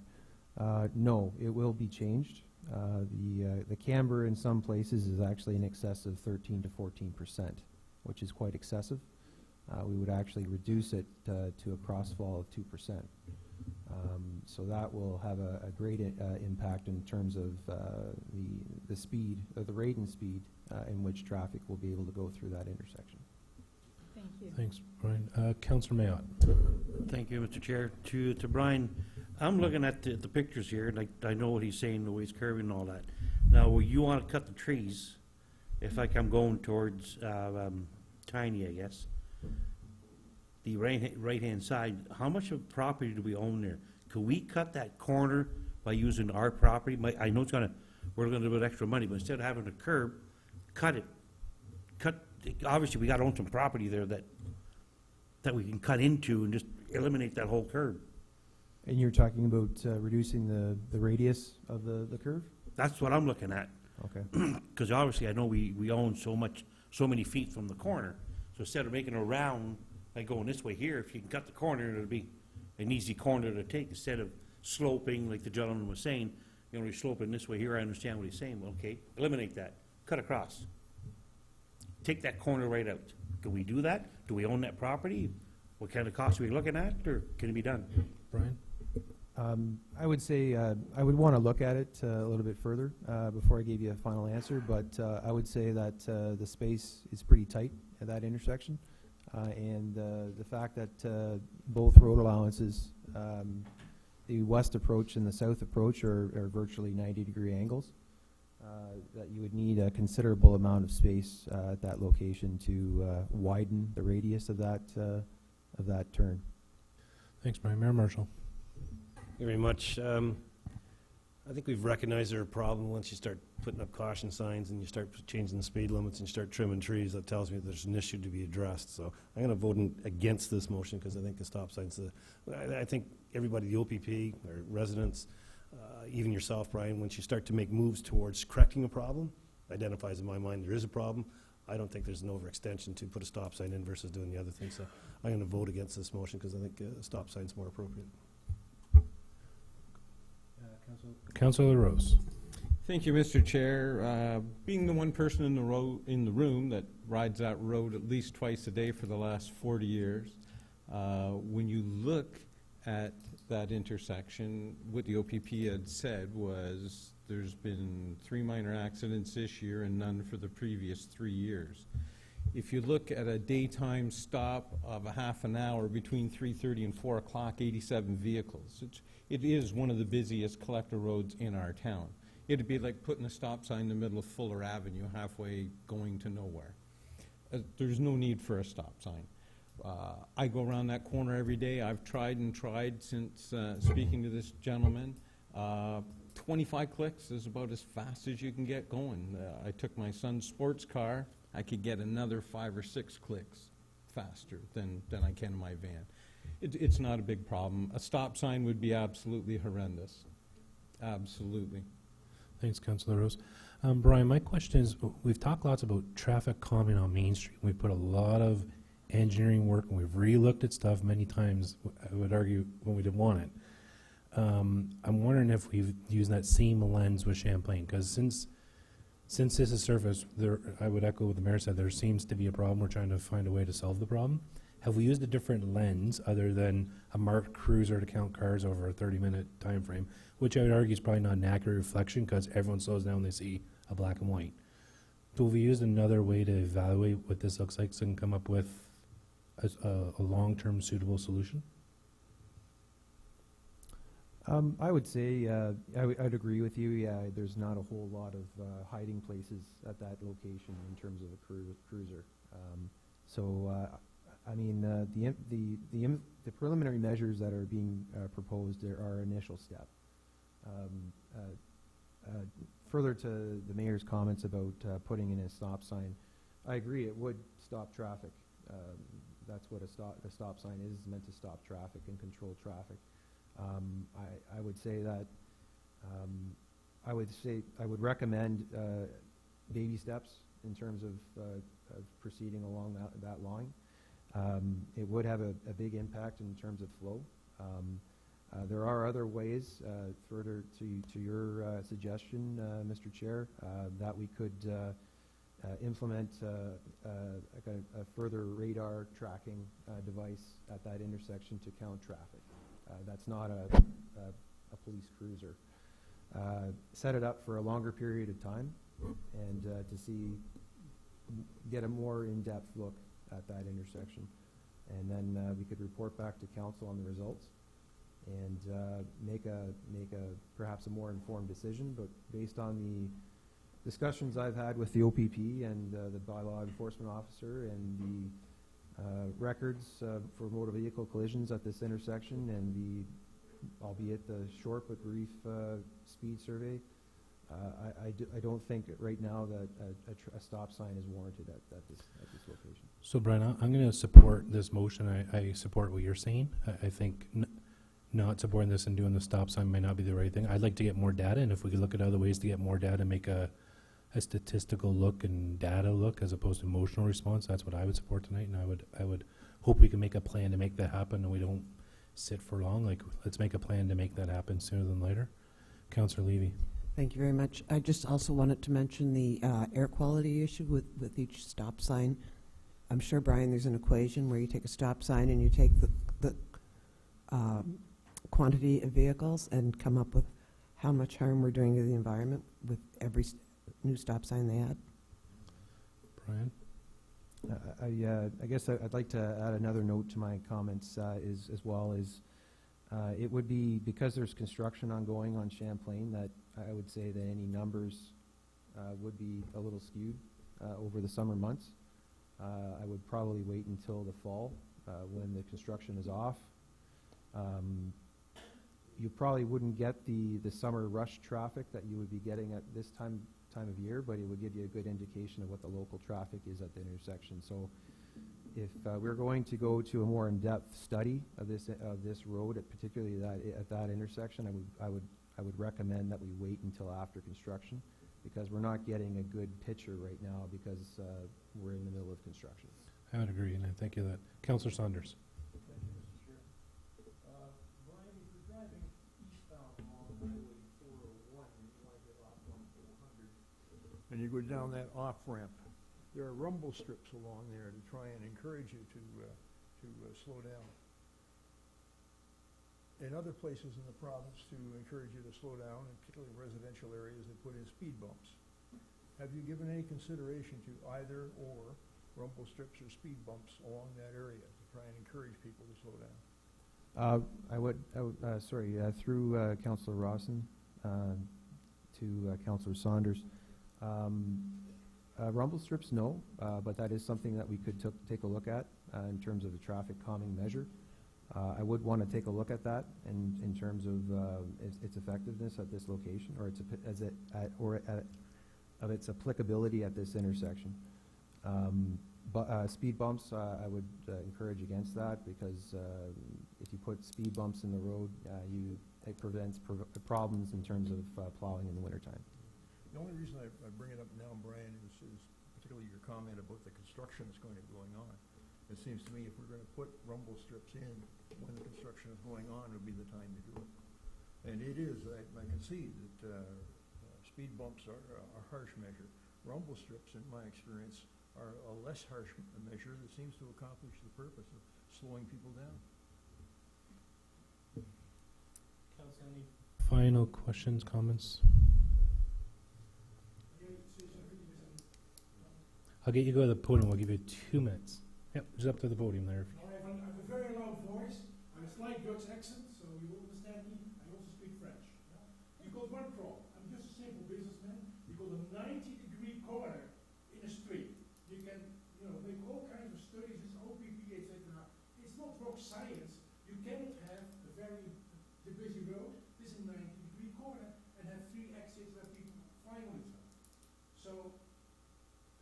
Stop signs, not ideal. Redesigning the road would be ideal. Because then you know, have a larger curve and people can see from our drivers in there. And I think Mr. Solomons, what he recommended, is probably a good compromise. Now I have another problem. Today, the first mile is 50 kilometers an hour of Champlain. People drive between 70 and 80. I know because I'm part of Rotary and I spent 2 nights cleaning up garbage. You know, and they go by fast, you know, as you can. Then they come to our corner, they can go 60. You know, already for 10 years. Now, you are polite and kind and you drive 25. Most people, as you saw in the research, went 50, 60. Now, you said you're going to reduce it to 40, is that correct? Yes. 50. Yes, and it would be an advisory sign, so the speed limit would still be 60, but we're advising traffic to slow down to 40. In Europe, they put 30 kilometers with a red sign and you get a ticket if you go faster than 30. Because you're right, if you go faster than 30 through that road, it's a danger. And so it's a complex thing, and there's not a simple solution. Simple solution is rebuild the road. I understand there's some capital limitations, but otherwise, you know, some of the other ideas are okay. Just gluing the little pieces of a broken road is a waste of money of my tax money. And I pay 11,000 a year to this community, and I hope you make some constructive solutions to this huge problem. Thank you for your comments. So the motion before us has been moved by Councillor Saunders, second by Councillor LaRue. We've had a lot of discussion. I'm going to ask that we add a referral item to the end to echo what Brian brought up about getting a further report on this at the end of the construction season. We'll have to add that to referrals at the end. Motions before us, moved by Councillor Saunders and Councillor LaRue. Call for the vote. All in favor? And opposed? And that is carried. Thank you. We'll move to number 1. The donation of planter boxes to the Georgian Bay General Hospital. It's recommended that council donate 5 wooden planter boxes to the Georgian Bay General Hospital, and the council approve the proposed maintenance and storage arrangements for remaining town-owned planter boxes. A mover? Deputy Mayor. Second by Councillor Saunders. Any discussion? Seeing none, call for the vote. All in favor? And opposed? And that is carried. Number 3 is Roads Division Key Performance Indicators. It's recommended that council approve the key performance indicators for the Roads Division operations as presented, and the staff bring forward a report summarizing the historical performance of the Roads Division operations based on approved indicators. A mover? Mayor Marshall, second. Councillor Rose, discussion? Seeing none, we'll call for the vote. All in favor? And opposed? That is carried. Number 4 is a slurry seal application on Brunel Side Road. It's recommended that council approve the use of $24,726.23 in surplus taxation funds within the Public Works Department 2016 capital budget to complete the application of the slurry seal treatment of the road surface of Brunel Side Road. A mover? Deputy Mayor, second. Councilor Mayotte. Discussion. Councilor Rose. Thank you, Mr. Chair. I would imagine we are sharing this with the town of Midland as 50% of the, or 59 or whatever percent it is. I'm just wondering at what point do we decide possibly to pave that road? When I look at over the last probably 15 years, we've done that road 3, 4, 5 times. It probably would have survived better on asphalt. Thank you. Through Mr. Chair to Councillor LaRose, that is something that I will be bringing up at the next discussion, capital discussion. We've actually discussed that on both sides for the next time that this road needs to be resurfaced. Thank you, Brian. Any further discussion? Brian, only question. I see it's coming from the surplus, but I thought we budgeted this as a capital budget item. We did. Sorry, to yourself, Mr. Chair. We did. It was budgeted for in 2015. The budgeted allotment was for the double surface treatment in 2015. There was a recommendation in that award report to allot an additional budgeted value for 2016. However, that was omitted by myself. So now we're looking for expending the surplus taxation funds. Thank you. Any further discussion by the members? We'll call for the vote. All in favor? And opposed? And that is carried.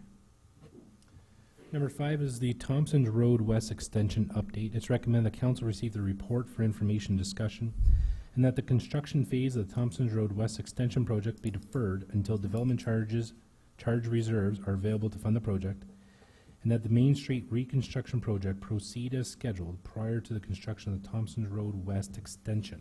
A mover. Make a comment. A mover. We'll move to get on. Councillor Saunders, second. Second by Councillor Rose. Discussion. Mayor Marshall.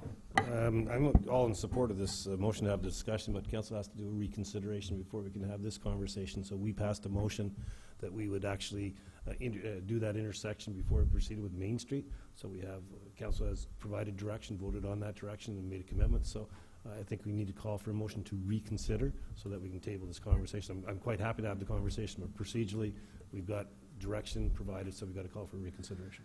Memory serves me right. Is that not at council, not a committee of the whole?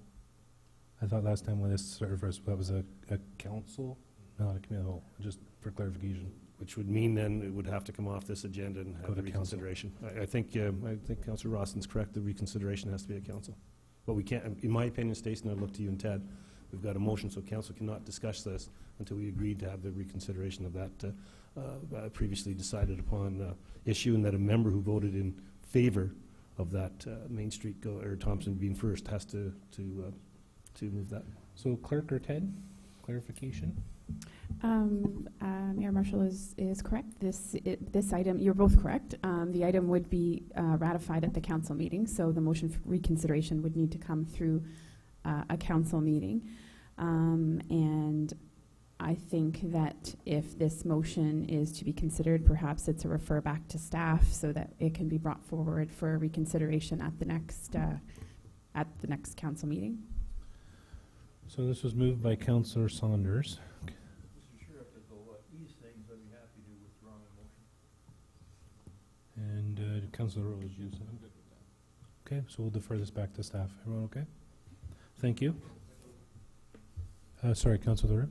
Yeah, just a question. When we're looking at here Thompson's Road extension, and we're into the land purchases and development and everything else, but through this whole process for quite some time, I don't ever recall hearing or seeing about the 20% portion from the developer. Perhaps we'll direct that to our director and include that with the report when it comes back to council. Thank you. Thank you. Item 6 is the surplus wooden decks and walkways for the Main Street trial. It's recommended that as per the sale of surplus vehicles and equipment policy, the wooden decks and walkways used during the Main Street trial be sold through public auction. A mover? Mayor Marshall, second. Councillor Levy, discussion. Seeing none, we'll call for the vote. All in favor? And opposed? That is carried. C is referrals, the upcoming agenda and staff. Before I read them out, do any members have any revisions, additions, or deletions to the referrals? So I'd like to add one that we talked about a little while ago, and that, Brian, that was regarding a report, a fulsome report on Champlain Road options for that intersection at Beechcroft at the end of the construction season. I think you know about that piece. Are there any other revisions, additions anybody would like to do? So I need to have a mover for mine, so I'll Mayor Marshall move that. And the seconder, Deputy Mayor. Councillor Saunders. Thank you, Mr. Chair. I noticed by its absence that on a previous agenda, we had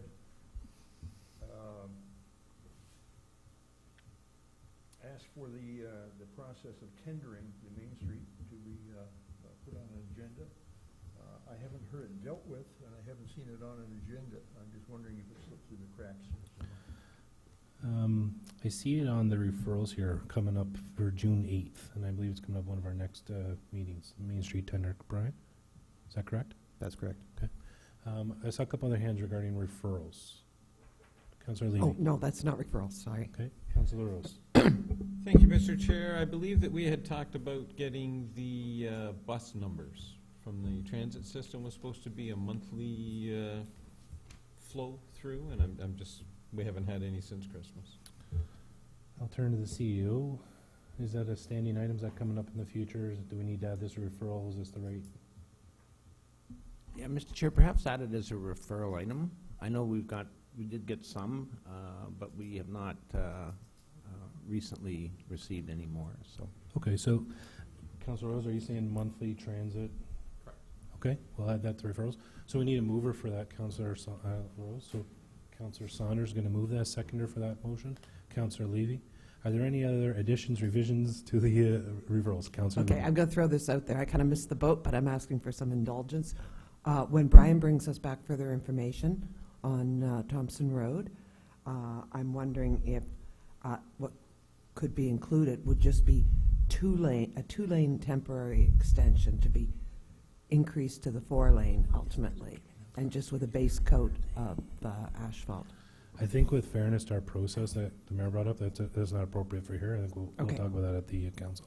Okay, thank you. Are there any other referral, revisions, additions, manipulations for anybody? Okay, here we go.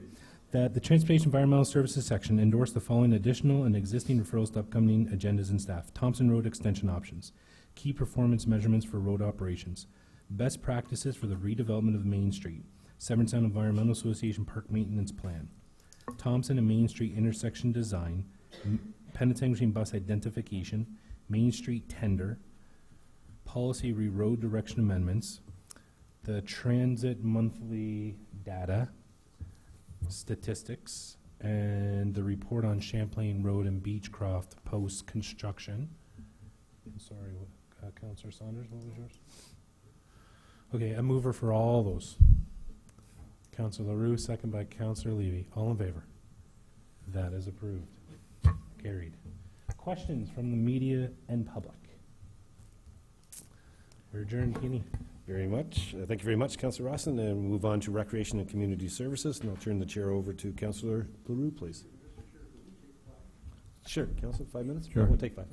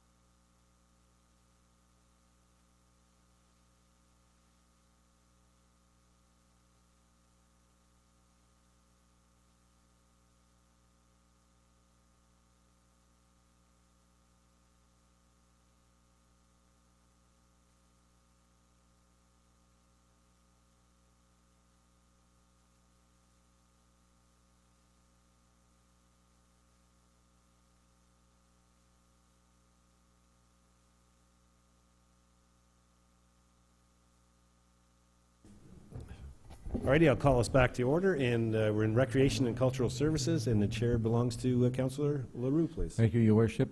Starting with the consent agenda, recommended action that the following consent agenda items having been given due consideration be received for information. The Trails Committee minutes dated April 12, 2016, correspondence from CERT, Arena Usage, 2016-2017, and Seniors Committee minutes dated May 3rd, 2016. Mover, Councillor Rawson, seconded Councillor Saunders. All in favor? Okay. Matters for consideration, correspondence from the Ministry responsible for Seniors Affairs, Senior Achievement Award, recommended action that the Seniors Council refer the Seniors Achievement Award correspondence to Council for submission of nomination. Now, this was discussed and brought up at our seniors meeting, and basically what it is the Assistant to the Director of Recreation and Community Service provided information on the Senior Achievement Award and noted that the deadline for nominations is June 15, 2016, to recognize seniors who, after the age of 65, had made significant contribution to their community. It was also mentioned that if anyone wanted to nominate to advise her, and that is Angèle, that she would submit their nominations with the proper documentation that is needed to the minister responsible for seniors. Discussion? There being none. Mover, Mayor Marshall, seconder, Deputy Mayor Dubo. All in favor? Carried. Access to affordable recreation policy, recommended action that as per Council's inclusion of a financial subsidy for recreation programming and day camps, Council approves the adoption of the access to affordable recreation policy as an operational policy of the Recreation and Community Services Department, and that staff continually monitor the policy and report back to Council annually on its usage. Question or mover? Councillor Rawson, seconder. Councillor Mayette. Questions, concerns? Mr. Chair, just a question. How is this implemented? How is it implemented? Yes, is this through our staff or recommendations from agencies, or how do we move forward with this? Perhaps we could ask the CAO to report. Thank you, Mr. Chair. Yes, it's through agencies. There's 2 agencies, I believe. They should be listed in the report. Jumpstart and We Are the Villagers. Oh, yeah. Will Very actually good. do the... Thank you. Okay. Further questions or concerns? There are none. All in favor? Carried. Moving on to item 3, Champlain-Wendat Rotary Park update. That Council approve the final statute for Rotary Champlain-Wendat Park as presented in this report, and that the location for the installation site be approved as per the recommendation of Aldershot Landscape Company and staff and noted in the report. Mover, Councillor Rawson, seconder, Deputy Mayor Dubo. Okay, questions, concerns? Councillor Rawson. So the report speaks about the longhouse that we've talked about a little bit, and then it speaks about the change room opportunities that are there. I think the longhouse is a great addition to the park, but I don't think we should put it down by the splash pad, and I don't think we should make it part of a changing room facilities this year, next year, or any year. So I want to move this and support this as it is, but I would like to amend that the longhouse probably comes down near the Astrolab or down this end of the park, and that we not use it as a multi-purpose changing room or otherwise.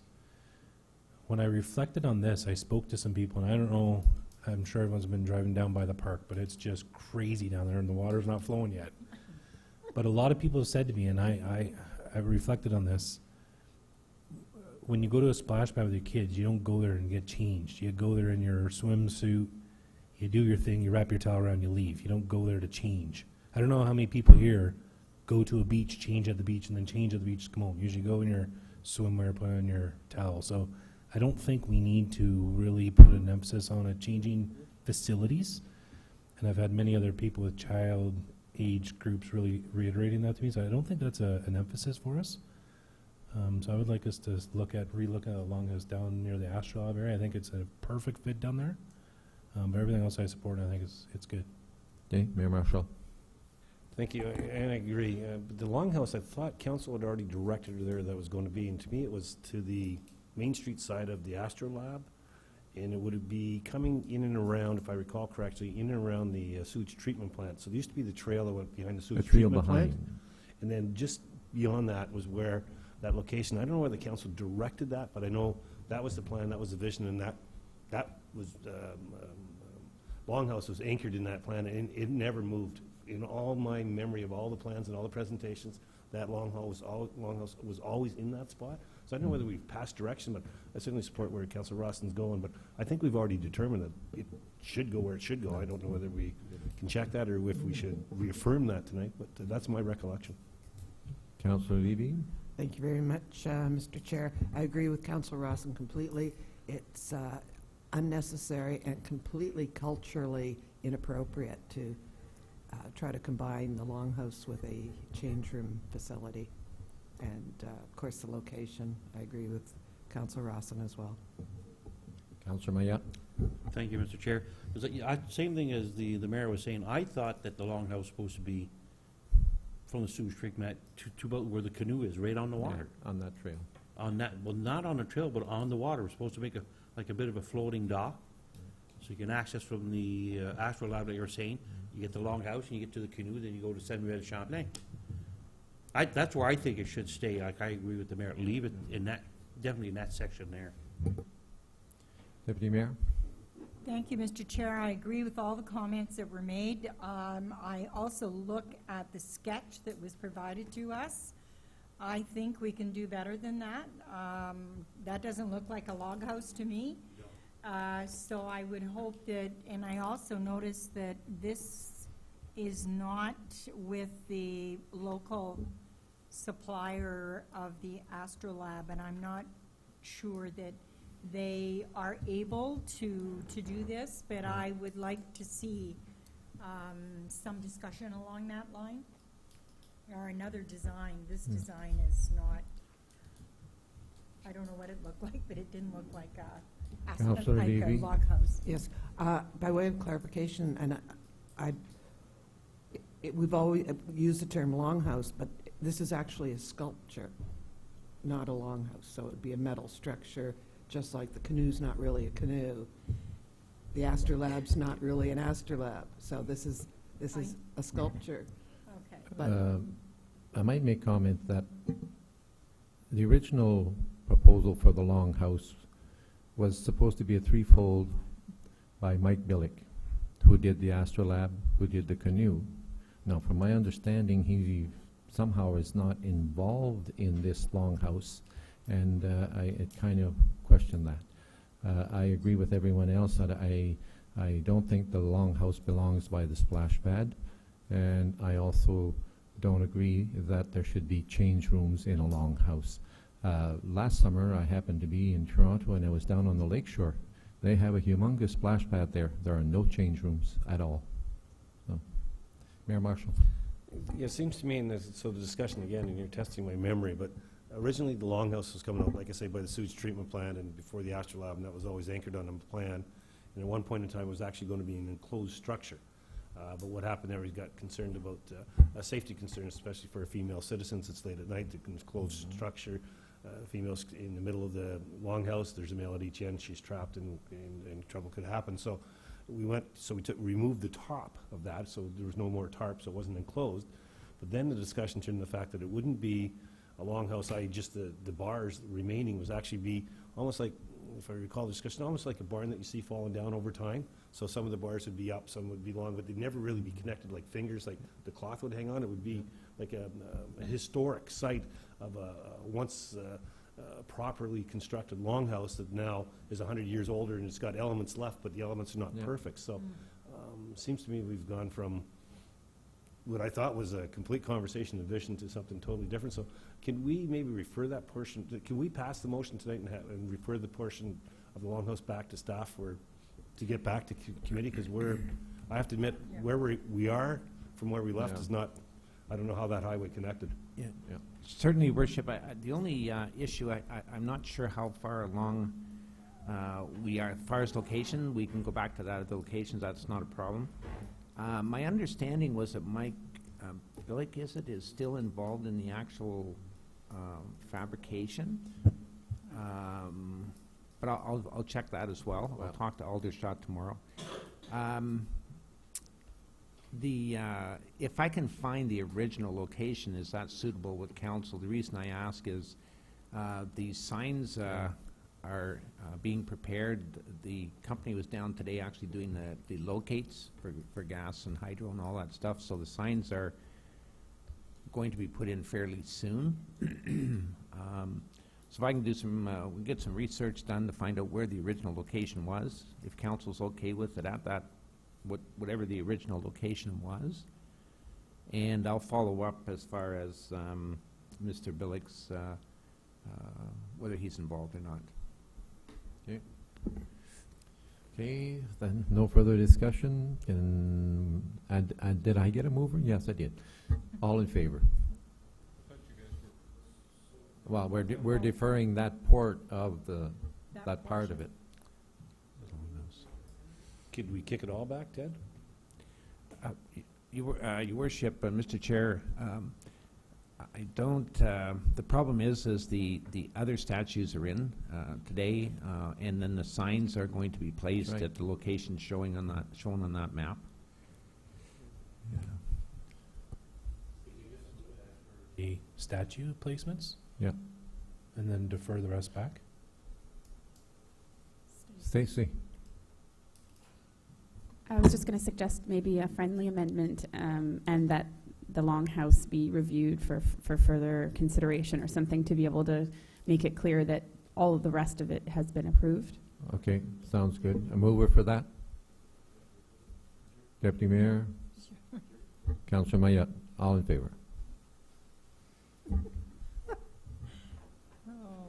Okay, bringing us on now to 4 correspondence from Jeff Sinclair, Aquapalooza. Recommended answer that, well, we had a long discussion and we just have to make a decision, I believe. Your Worship. I would move that we proceed with them. I thought the presentation was good. I think $2,500 is a small investment for a big output, so I would put forward that we proceed and be their partner at a cost of $2,500. Seconder. Deputy Mayor? Okay. Questions, concerns? Madam Treasurer? Yeah, where are we going? Oh, here we go. Where's the piggy bank? Exactly, my question is just in terms of where the funding would come from.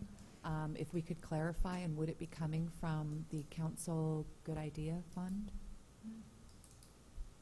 Your Worship. One of the thoughts we had was that we were originally thinking of $5,000 for the June 10th event. We're understanding now that we're going to delay the time capsule, so there'll be some savings there. And so I think I would ask the indulgence of council to proceed the same way we did with the time capsules, that we'll find a home for the $2,500. I think the home is the fact that we won't spend the $5,000 on the time capsule because we moved that out a full 12 months. Okay. Councillor Rawson. Just to echo the mayor's comments, I did follow up with Nicole about that today, and I think 3,000 is a very conservative number. There's a 2,000 comfortable available for the June 10th, maybe 2,500, but 2,000 easy, which I'd echo that and second that. Okay. So we're good. Okay, all in favor? Carried.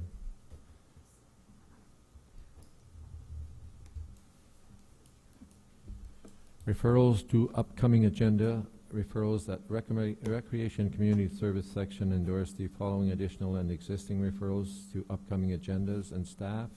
Future agenda items, expansion of seniors activities with the county. Tourism advertising, print and online for future consideration. investigate advertising company opportunities, recreation asset management plant, park and facilities, arena benches, options for comfort, cycling strategy, and curling club operations review agreement. Mover, Councillor Rawson, seconder, Councillor Rose, all in favor. Question period from the media or public? There being Councillor Saunders. Thank you, Mr. Chair. Earlier, our CAO made some reference to the fact that the signs are going to be up soon. Would soon be this summer? I could commit to that, Councillor Saunders. You can commit to anything. Yeah, I'm hoping that they'll be up before the June 10th event. Okay, thank you. Recreation Community Services is adjourned. Thank you very much. We'll move on to number 9, section D, Finance and Corporate Services, and I'll turn the chair over to the Deputy Mayor, please. Thank you, Your Worship. One consent agenda item, that the following consent agenda items, having been given due consideration, be received for information. Minutes of the Haronia Airport, dated March 31st, 2016. A mover? Moved by Councillor Rawson, seconded by Councillor LaRose. All those in favor? No questions. I should have asked if there was questions first, but seeing none. It's carried. Matters for consideration. Letter of request to recommended action that Council proclaim the week of July 28th to August 6, 2016 as Simcoe Pride Week in the town of Penetanguishene, and that staff be directed to work with Simcoe Pride in the organization of a flag raising. Moved by His Worship, Mayor Marshall, seconded by Councillor LaRue. Discussion? Seeing none, I will just comment that would ask staff to make the proper phone calls and put that in place so that it takes place within that time frame. Have a mover and a seconder. All those in favor? Opposed? Carried. Number 2, lieu time remuneration format for senior management team. Recommended action that senior manager lieu time remuneration be based on hours of work rather than meeting attendance, and that the CAO be directed to amend the current policy to reflect same based on the parameters provided for in this report. Moved by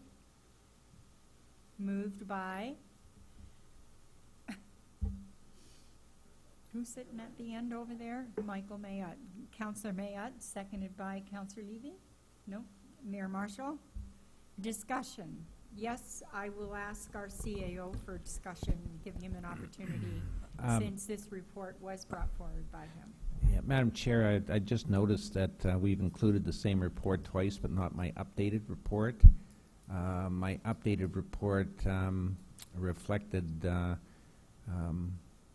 some council input from the last time the report was looked at with respect to a flat rate maximum 2 weeks. So if council could refer this item back so I can get that updated report on. Thank you. So it will be referred to another committee of the whole meeting. All in favor of that action? Thank you. We'll move on to number 3, request for a sign amendment under bylaw 2013-86 as amended. Harbor Point, recommended action that this report be received for discussion and that option 1 or 2 be approved regarding the sign amendment request for a contractor sign, and finally that option 1 or 2 be approved regarding the sign amendment request for sandwich board signs. Moved by your mover for discussion.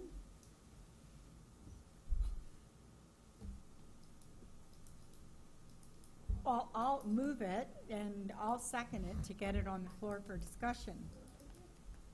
So, discussion. Councillor Rawson. So I have a problem with this in principle, and I'm going to have a hard time supporting this tonight, because a few months ago, the mayor brought forward a similar request for Georgian Village. And we looked at shrinking, changing, manipulating, doing all this weird stuff with sign stuff, and we held to principle about the rule of the law and the way it was.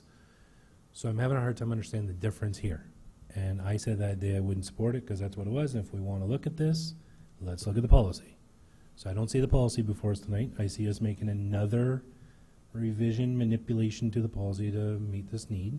So I'm just looking for clarification of that, and if there is a parallel to the Georgianville example, and if there's nothing strikingly different, I'm going to ask that we don't support this. And I suspect, since you had a hard time finding a mover, that's what's going to happen.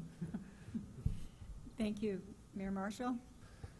I agree. We need to get our sign bylaws back in front of us, and I don't like either one of these two options. What I wrestle with, though, is we have a person investing in our community, going to open up a new subdivision, wants to advertise, hey, I've got an open house, come and check out my product. And so what I'm wrestling is I don't like the options in the report, suggest that the council wouldn't have an appetite for that. And I mean, Councillor Lauder's not here, but if you tried to put a sign coming into the main street of Penetanguishene on Highway 93, I think he'd be on the microphone, hand up, first one in, right? So we've had those discussions. So my question is, and we need to figure out a way, though, as a council, as you know, so we got this person, they're going to build new houses, and those new houses will generate revenue and taxation for the town. So we want to promote that for myself as interest. We want them to sell those ones, our population grows, and we get tax revenue. And so, and we have water and wastewater utility consumption. So those are all good things for the town. But so I wrestle with how do we, I suspect this will be turned down, and I think for very valid reasons, but I just leave council with this thought when we revisit that sign bylaw and we get that policies, how do we help an individual or a business owner in this case advertise what we want them to advertise, and how do we go about that? That's the only thing I hate about kicking this back, is I'm kicking it back, and by doing that, I'm not affording an opportunity for somebody who's investing in our community to advertise that investment and to make good things happen. So I'm really struggled with this one. I'm going to vote against it, but you know, part of me is going, you know, it's almost like my discussion on the lens. Do I like the lens? No. But do I have a better solution? No. And I find myself in this situation here. So how do we come up with a good solution? So I challenge all 9 of us and staff to go, if not this, what? Because I think we'd all agree we want them to advertise and support that effort. But how do we make that happen? Thank you for your comments. I will note, since I live up on that side of town, the sandwich boards are out on a regular basis. So how do we control that if we don't deal with some part of this? And perhaps Andrea? Thank you very much, Deputy Mayor. Perhaps I'll answer or address Councillor Rawson's comments. So the sign bylaw is a bylaw that was approved by council, and in that bylaw, contained within that bylaw, is how to make requests for amendments to the bylaw for either permitted signs that are already permitted or for signs that are not permitted already. So the process is that they make an request of the council for a sign amendment. I've seen a various number of different processes set up that the council or delegated staff or committee could address these things. So we could add that to a referral agenda item if you'd like to see a review of the sign bylaw itself. But in this situation, the town did receive a formal request for 2 different types of signs, and this is the process to respond to the proponent of the request. In the report, we set it up such that, knowing the discussion council had about the Georgian Village sign itself, so we made effort to include some recommended options for council's consideration. Obviously, there's one to approve as requested, options to refuse outright, or entertain another option if council could consider them or have an idea themselves. So that's what the report speaks to. In terms of Deputy Mayor, or sorry, the Mayor's comments about how do we benefit or how do we assist this developer who's coming into town, and as he's mentioned, going to be building here, and he really needs to promote and advertise his development here. I think there's a number of options which I also did relay to the developer about that. I mean, I think our sign bylaw is fairly clear that we don't allow for billboard signs, or we don't allow for large signs anywhere in the town except for ones that are here. So I alerted the proponent of it that there may be other opportunities either on existing signs which are grandfathered in and can continue to operate, or that there may be existing signs elsewhere outside of the town of Penetanguishene that he may want to to use or to leverage to promote his development. So that, I think, covers sort of the billboard signs or the contractor signs, which is what it is actually defined under our sign bylaw. The last one is in respect to the sandwich board signs. Our sign bylaw is also very clear that sandwich board signs are only permitted in front of the business in which they're promoting. The difficulty that this gentleman's having with his location of his subdivision is he has his sales center on Main Street and his model home on Belle-Île. And so trying to get people who are not familiar with the community through town to find how to get into his development isn't the easiest process, and so that's what he's struggling with, and hence his request. So everything is at the liberty of council if you want to refuse outright both of his requests, but we structured it in such a way that it would give council the opportunity to discuss what they want to do with this request, and then if necessary, you could add it as a referral to review the signed bylaw. Thank you, Councillor Levy. Thank you very much, Madam Deputy Mayor. I really think that because of the location and the difficulty of getting people through there, I don't see that there would be any great harm in going with option D, with 5 sandwich board signs. I think it's the least offensive, and we really have to understand that we want development to succeed. So I would really ask people to consider, and I understand the reluctance and the opposition to a large billboard sign. We've been through that with Georgian Village.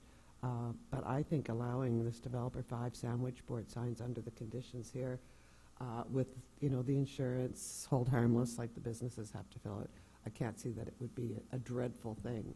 Every other town, city, municipality that has a development does accommodate marketing of such a development. And we work so hard. We work with economic development, with wanting development, and now it's like, no, you can't do anything to market, and nobody knows you're there. So I would certainly suggest we go with option D and have Andrea continue to work with the developer on other ideas for marketing. Thank you for your comments. Andrea wanted to speak, so I'll let Andrea speak first, and then... Thank you, Deputy Mayor. I just wanted to make a quick clarification, and perhaps this will be a friendly amendment to it if it's what's decided. But on option D, we have that the sandwich boards would be assigned seasonally from April to October, displayed Monday through Friday. It's actually Friday to Monday. Yes. Just to clarify that one. Thank you. Is there further discussion? Yes, Councillor Ross. So I echo all these comments, and if Councillor Levy's going to move option D, I'll support it. But here's another example where I think we all spoke clearly at the Georgian Village conversation that we needed and wanted to look at the policy as a whole. And here we are in the 11th hour having to make a decision without that policy. And I was saying, well, we should look at it. But instead, we invest in our time, energy, and effort on farmers markets, and our directors now are trying to find what's the best spot. We should have been looking at what we should have been doing. Same example happened with the taxi bylaw. We spent lots of time, energy, and effort. That failed. We said we came up with what we wanted to look at, and nothing happened. Someone's going to come up with that again. I just think we got policies that we want to look at. Let's look at them and draw them and do what we got to do. Yes, Your Worship. In my opinion, we have to do both, right? You have policy discussions, but you still have to move the opportunities and business of the town forward, so one doesn't happen without the other. And one of the reasons they have 9 people elected to represent citizens is when you get these anomalies, we actually debate them and make some decisions. That's comes with the territory, in my opinion. The reason I didn't move option the sandwich board sign, so as I thought we'd actually change our bylaw, but we're okay to do that.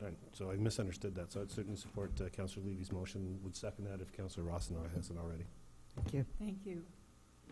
I would support that as well. Is there further discussion from members of council on option D, noting that it is a Friday to Monday? And I think it's just legalizing what is already happening, so I certainly support. Yes, Andrea? Sorry, is there an option A or B for the contractor sign? I think what I'm hearing is option B is a refusal outright of it. So if that's just I didn't hear it.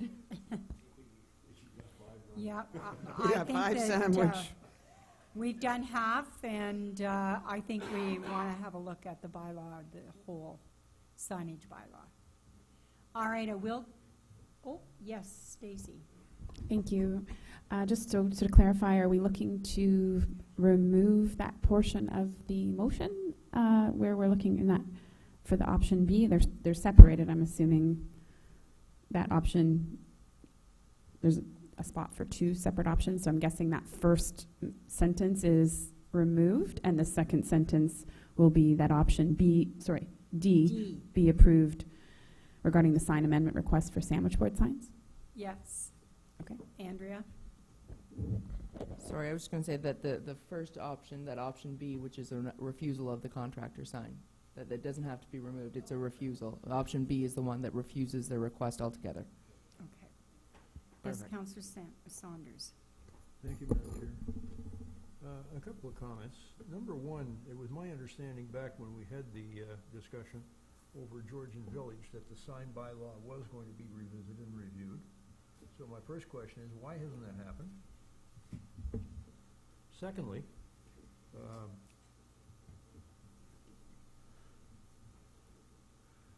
I'm struggling to say how I would respond to the people at Georgian Village when they come to us and say, what's different with this sign than was different with ours?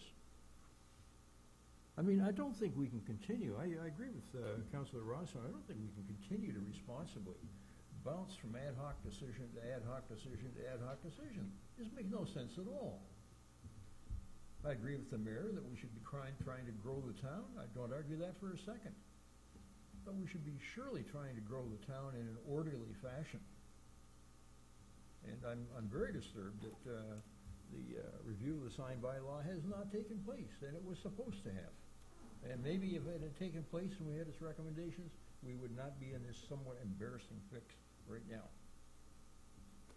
Thank you, Councillor Saunders. Councillor Levy. Thank you very much, Madam Deputy Mayor. Amending bylaws is a big part of what we do, so I have no problem with that. I don't understand that it's such a big deal to pass an amendment. Things aren't cookie cutter, and there are exceptions, and we have to be fluid. So no issue with that. As far as the sign bylaw goes, last time I checked, it was over a 300-page document. Okay, am I in the ballpark?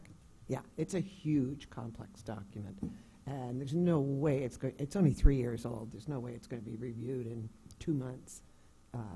This is something our bylaw officer will be able to do when she's got time to sit at her desk, and we're heading into the busy season, so I just don't, we could probably have her report back to us what kind of time frame that would be, but I have no problem with us making accommodations or amendments to bylaws. It is part of our job, and it's not a big woe is me situation for me anyway. Thanks.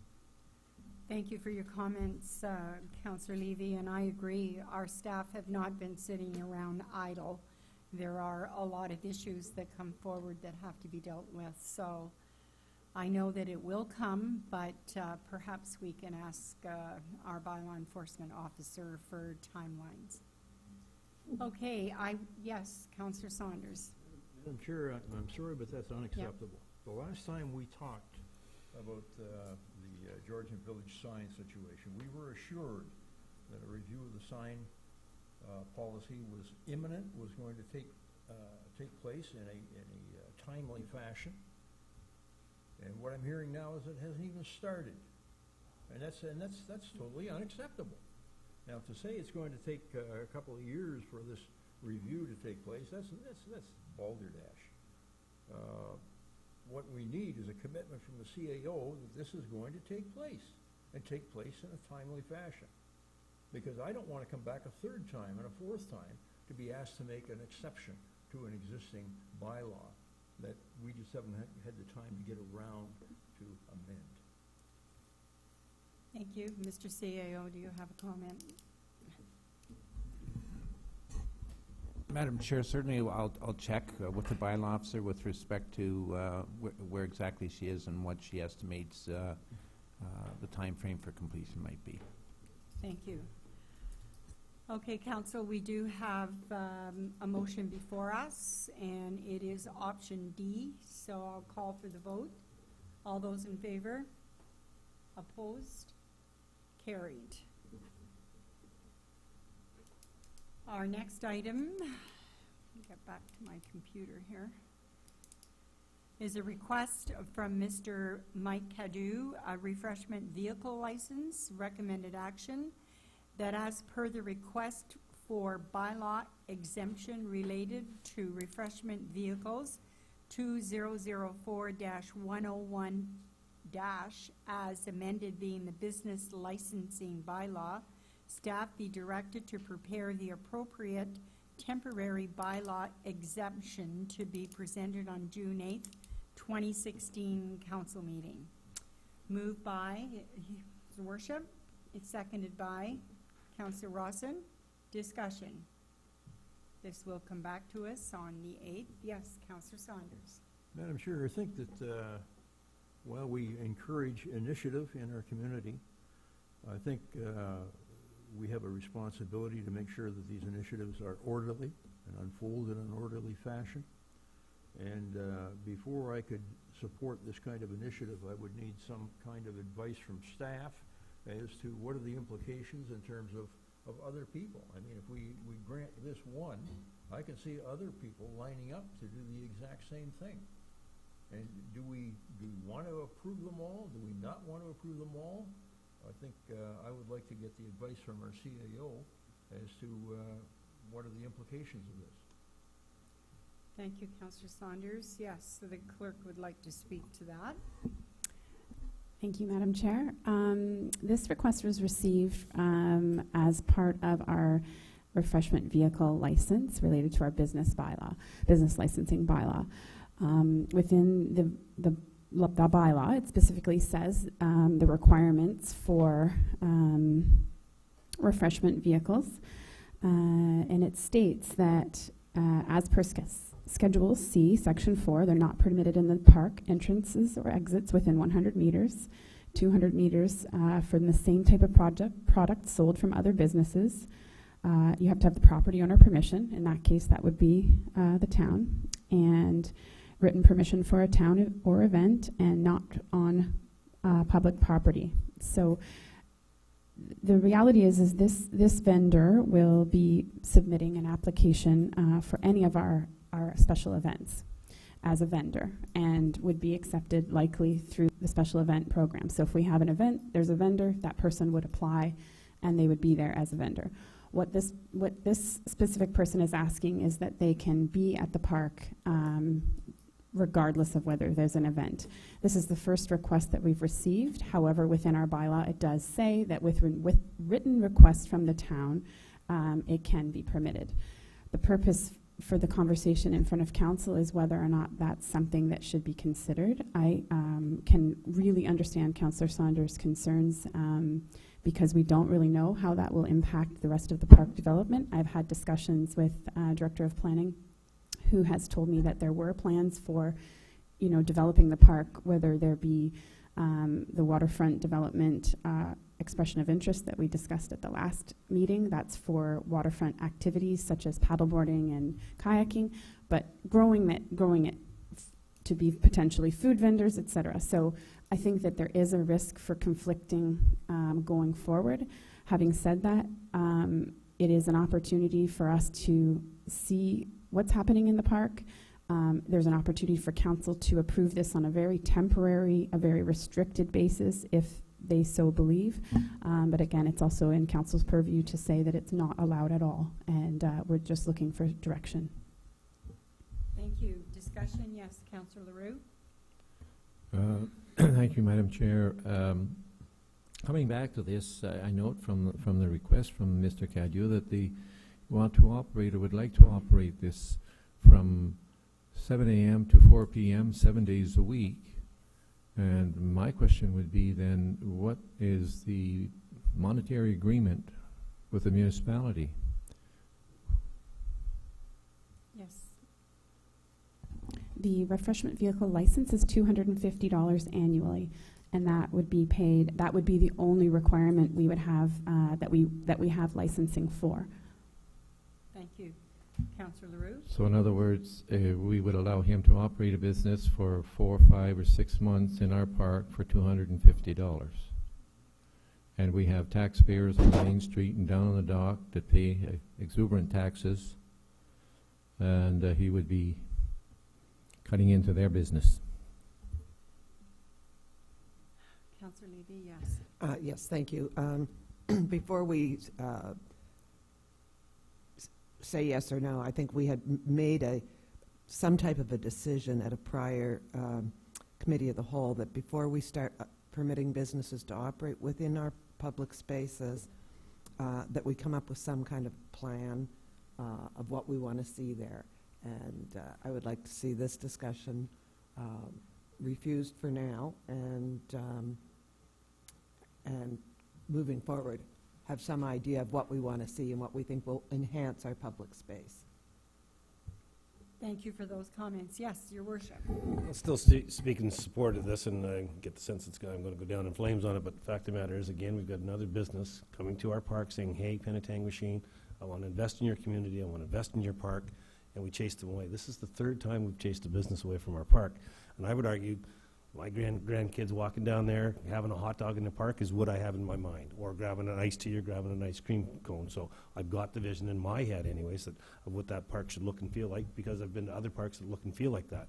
And so what we wrestled with Happy Paddling, which we kicked that opportunity, and they'll probably enjoy the luxury of Little Lake Park in Midland. So we've lost the opportunity to a neighboring community that frustrates me as well in terms of we had it and we let it go.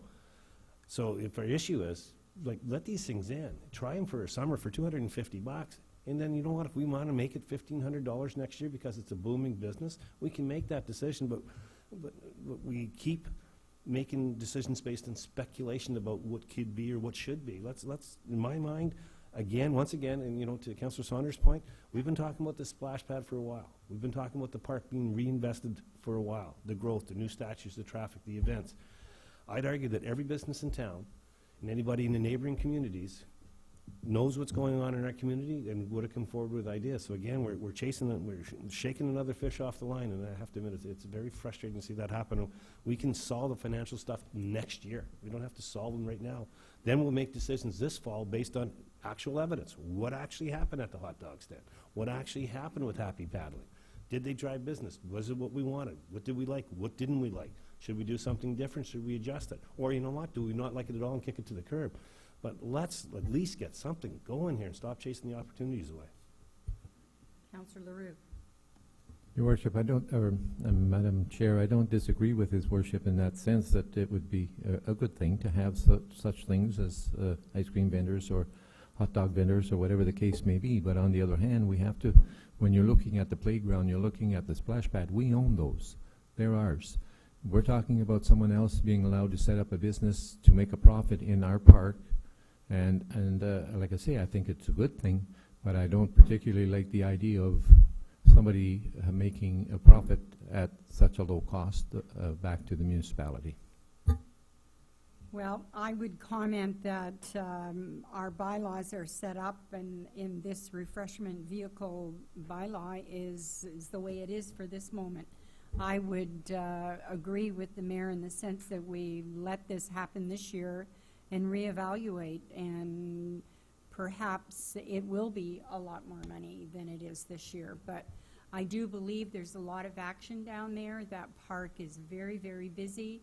Once the splash pad is operational, I think having some food items available, such as pop and coffee, ice cream, that kind of thing, is really not taking a lot of business away from other businesses on the main street. So I will be supporting this, at least to move it forward.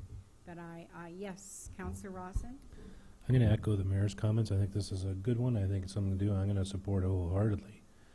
My one lens, we talked about Happy Paddling there, is this is a current business in our community. I think we need to help support who's already here, doing what they can do, give them a hand up where we can. I think it's very much different than Happy Paddling, actually. That was a cart before the horse, in my view. This is helping a current business that's here. They're looking at another opportunity, employing local people who won't be here for a few months. They may be a few years, because they might move into their other establishment. The reality is we have the rule, and today they can go through a different channel. I think the right thing is to approve this. I'm going to echo what the mayor said. I'm going to support this. I encourage us all to do that. Thank you. Further discussion? Seeing none, I will call for the vote. All those in favor? Opposed? Carried.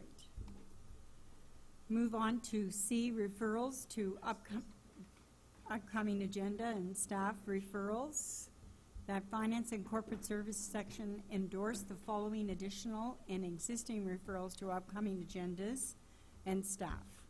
Resident reporting system, community engagement initiatives, an RFP insurance review, fee review, land sale policy review, minutes distribution timetable, Thompson Road extension, asset management and debt management strategies. Is there anything to be added to this list? Oh, yes, Stacy. I suspect Councillor Rawson's going to say the same thing I'm about to say, but just based on the comments earlier regarding the taxi license review and the sign bylaw review, Yes. I was going to suggest that maybe those two items be added to the referrals list. Yes. Great. You have one more? I Thank did. you. So I did have those. Thanks, Clark. Another one I'd like to see is, assuming Aquapalooza goes well, successfully, I'd like to put a placeholder that we don't forget to talk with us at budget time. I think we always see these and we take them out of our special fund, but let's put these at our budget discussion so we remember these special events, and let's earmark them at budget time as well. Very good, thank you. Further comments? All those in favor with the 3 items added? Opposed? Carried. Thank you. Your Worship, all questions, period, from the media? None? Okay. And our public is all gone, so Your Worship, it's back to you. Thank you very much. I look for a motion to adjourn. Councillor Rawson, Councillor Mayotte. Well, just before Oh. we adjourn, I should have, at our other council meeting, I know there's a Seniors' Day coming up, Councillor LaRue. Could you give us a little bit of information for the public on that? June the 9th, June the 9th. Seniors Information Day. There will be a police officer that's going to be a guest speaker. And I believe I understand he'll be speaking on scams and fraud, and I think be a very interesting topic. There will be a number of vendors, and it should be a nice full day. And I understand lunch is being supplied? It is. Thank you. Okay, we got a mover, Councillor Rawson, second by Councillor Mayotte, that we adjourn at, looks like, is that 9:40? All in favor? And that is carried, and we are adjourned. Thanks, everybody, for participating and watching.